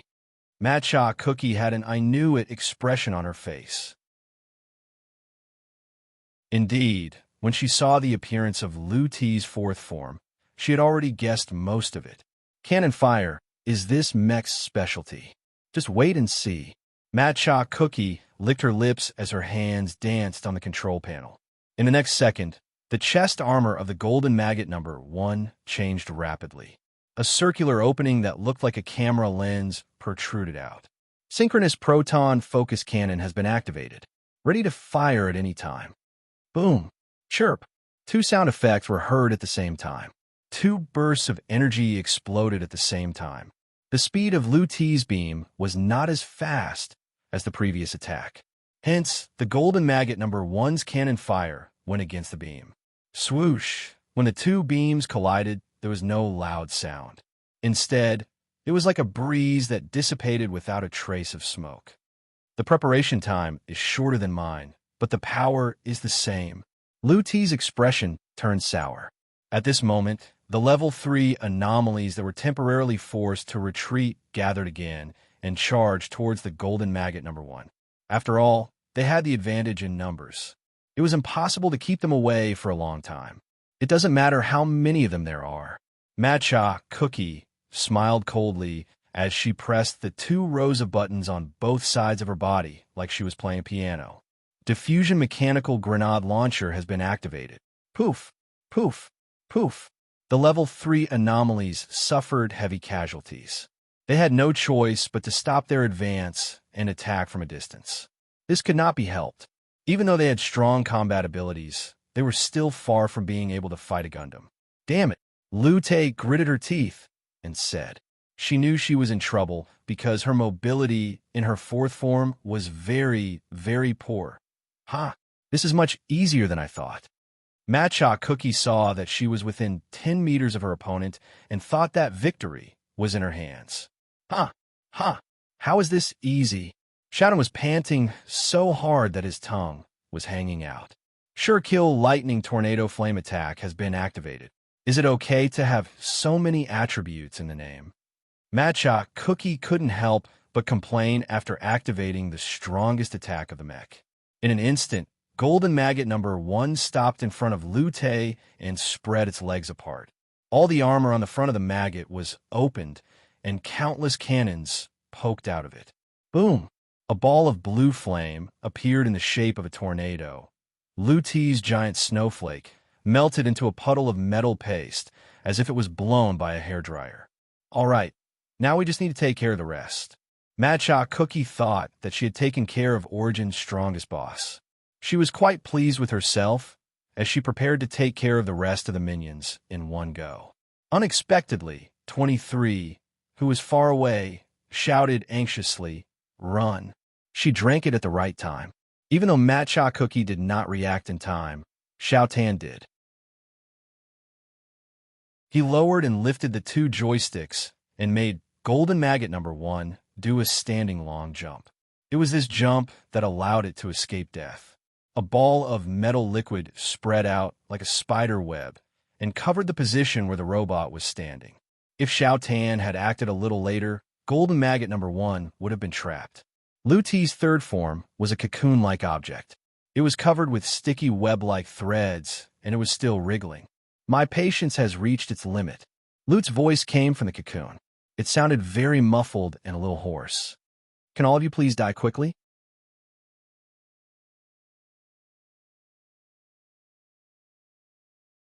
Chapter 491.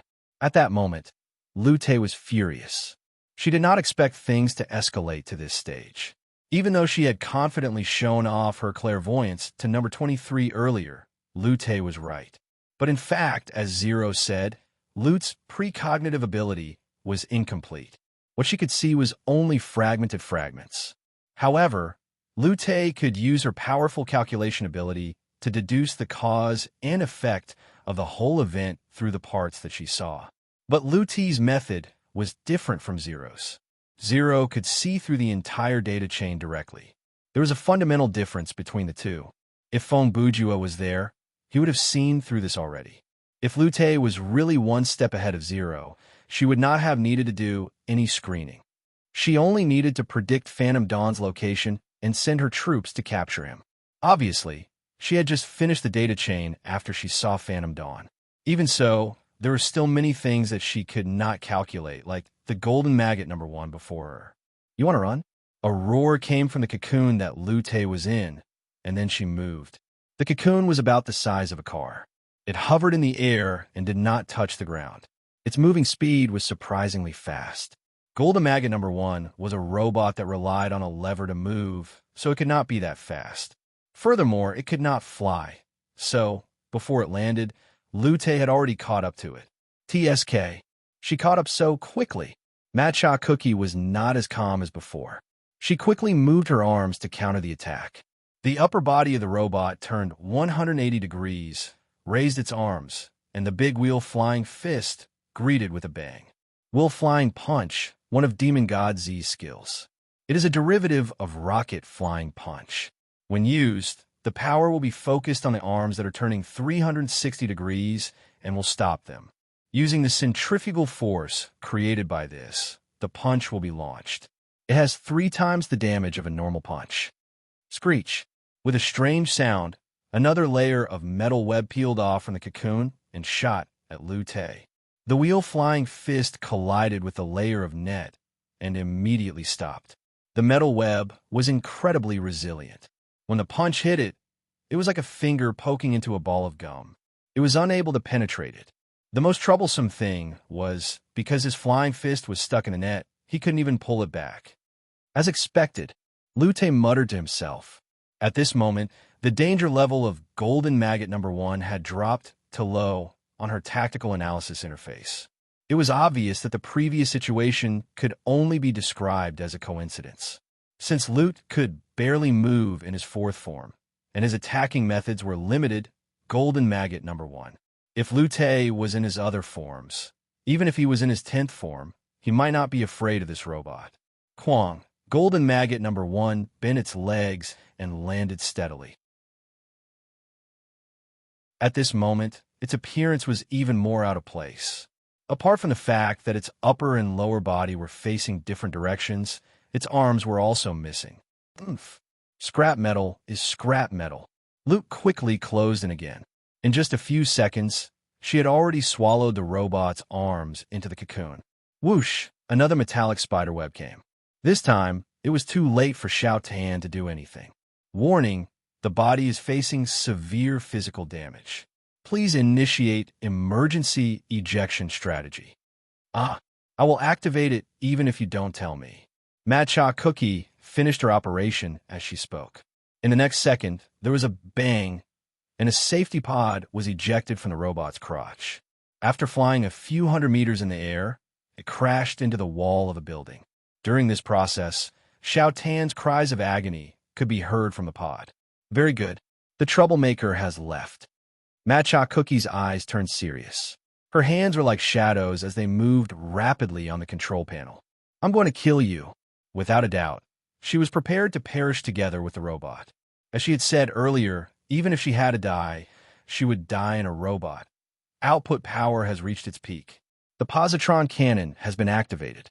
Warning, the target is too close. Please confirm if you want to activate it. Oomph. Go to hell, monster.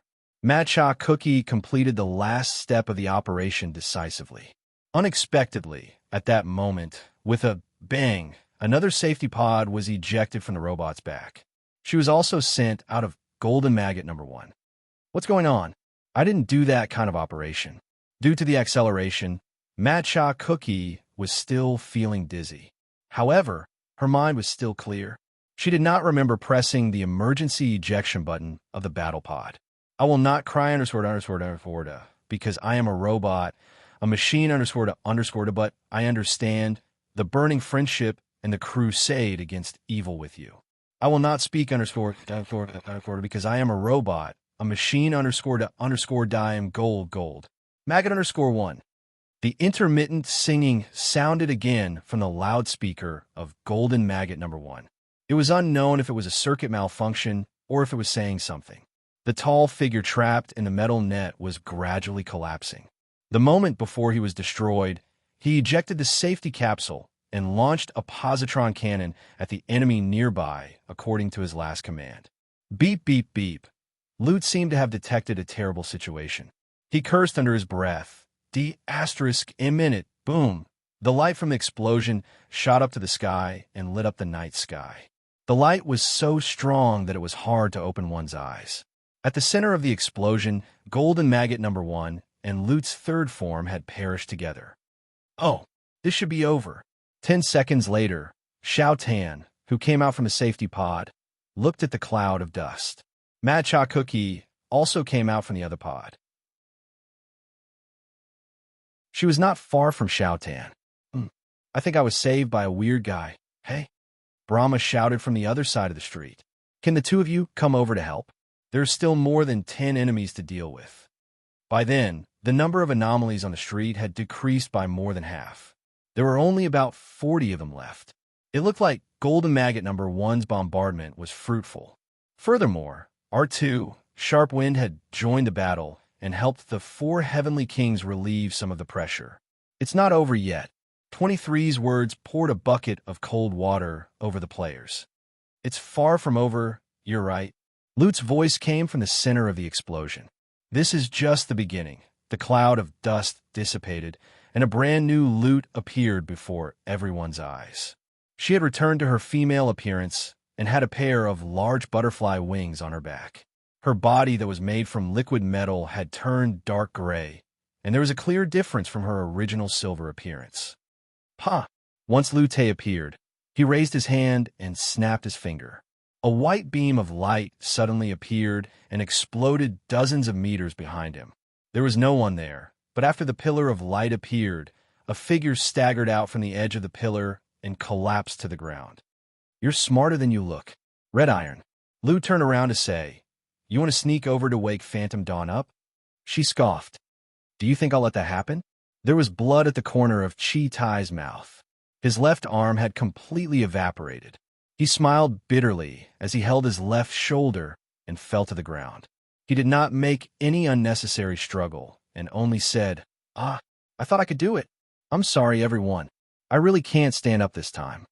Phantom Dawn was currently 200 meters behind Loot, and the players Z Syndicate and Origins Anomalies were all in front of Loot.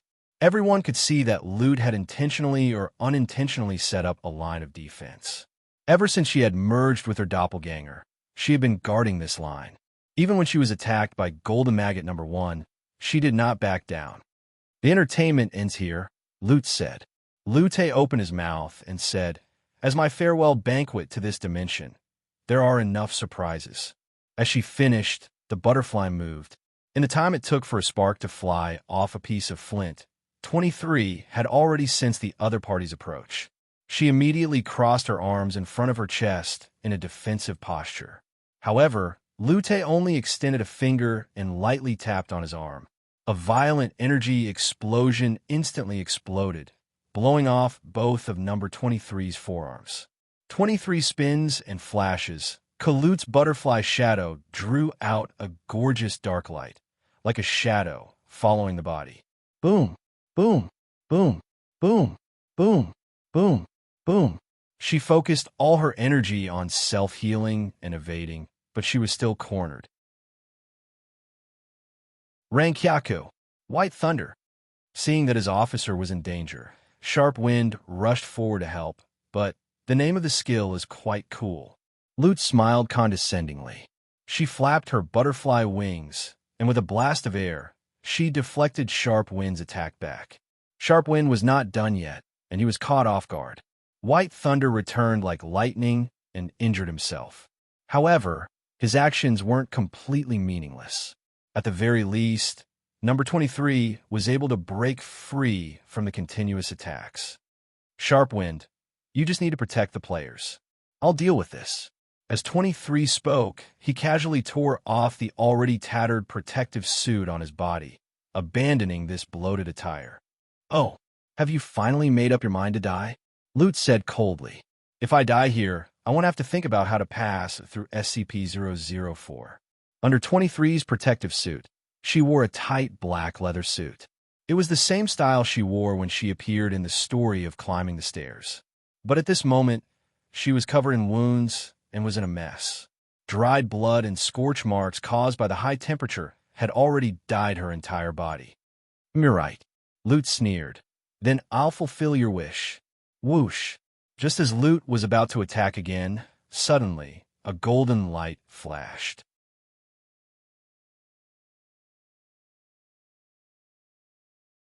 Chapter 492. With a flash of golden light, the shadow of butterflies was forced to retreat. Uninvited guest, a new chapter in the battle. The narration that had disappeared for a long time appeared again in the scenario. And not only the players, even the anomalies present heard it. They could hear the strong male voice, speaking in Hokkien, slowly reciting. "With a smile on my face, I see an army breaking. I plan the universe and calculate karma. Without fear of death, I am not a ghost, not a god, but a mad demon." Before the person arrived, the poem had arrived. At that moment, all the players in Thriller Paradise had their eyes focused on one spot. All the cameras in the broadcast area overlapped at that second and focused on the same person. Proud poem, bringing out the elegant figure. In an instant, "I'm sorry, I can't make it up anymore." Huh. Everyone, including Lute, was stunned when they heard this. It was then that everyone realized that this narration did not sound right. First, the narration should have been spoken directly by their ears.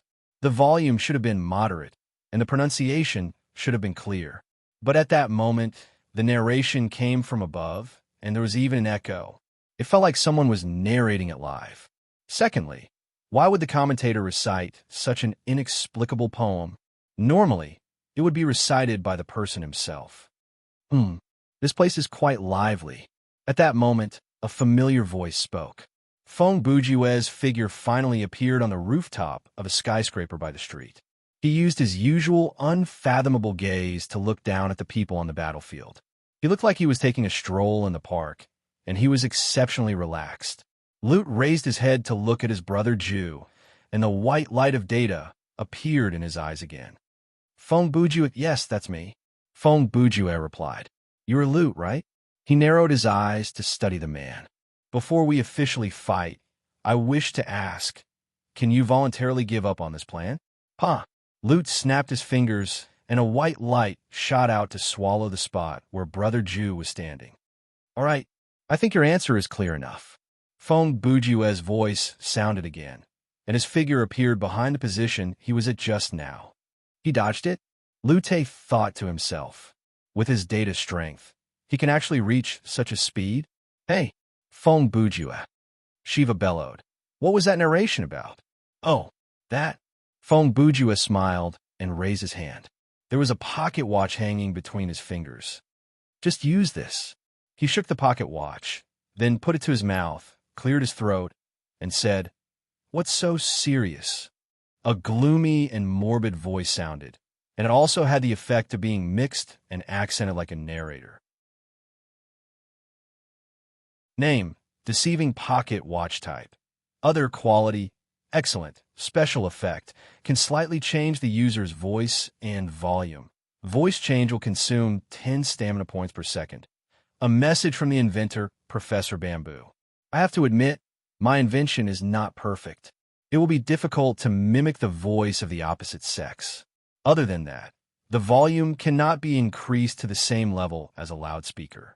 Of course, its appearance is not bad. Only an idiot would make a voice changer look like a red bow tie. You sure know how to play. For some reason, when Shiva saw Brother Feng appear, he felt a lot more relaxed. In any case, there was a feeling that said, anyway, that guy will find a way. No.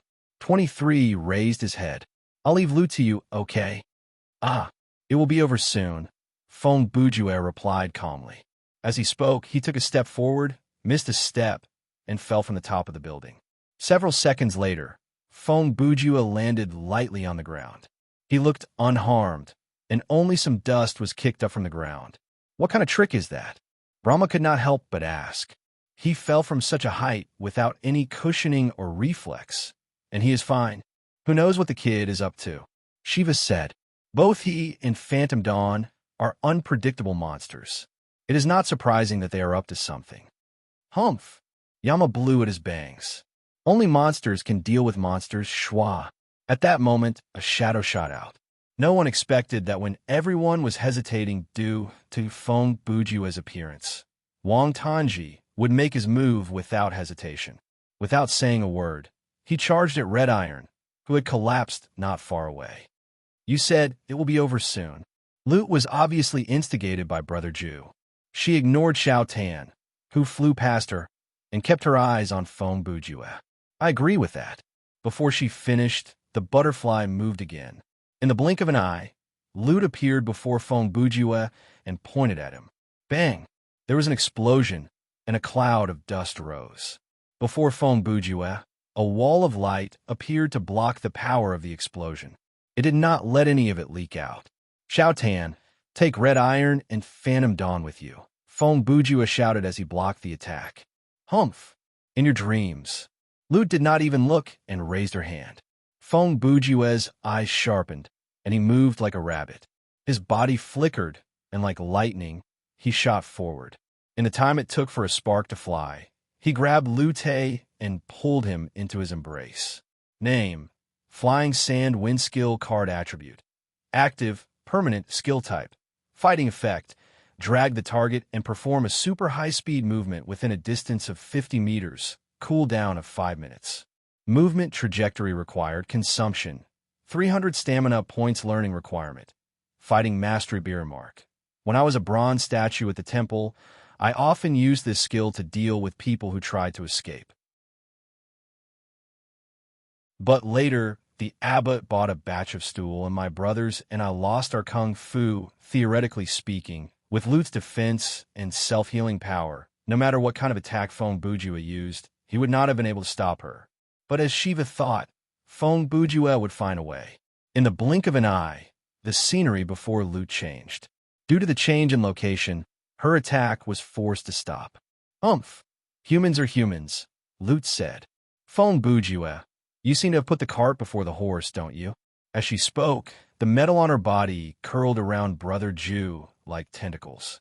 "I know that Zero must have told you something like, working together with Phantom Dawn will be able to kill Lute." She laughed coldly. "But haven't you thought about it? When your partner awakens Phantom Dawn, you will already be dead. What is the point of that?" You're tuning in to the Warrior Lore YouTube channel.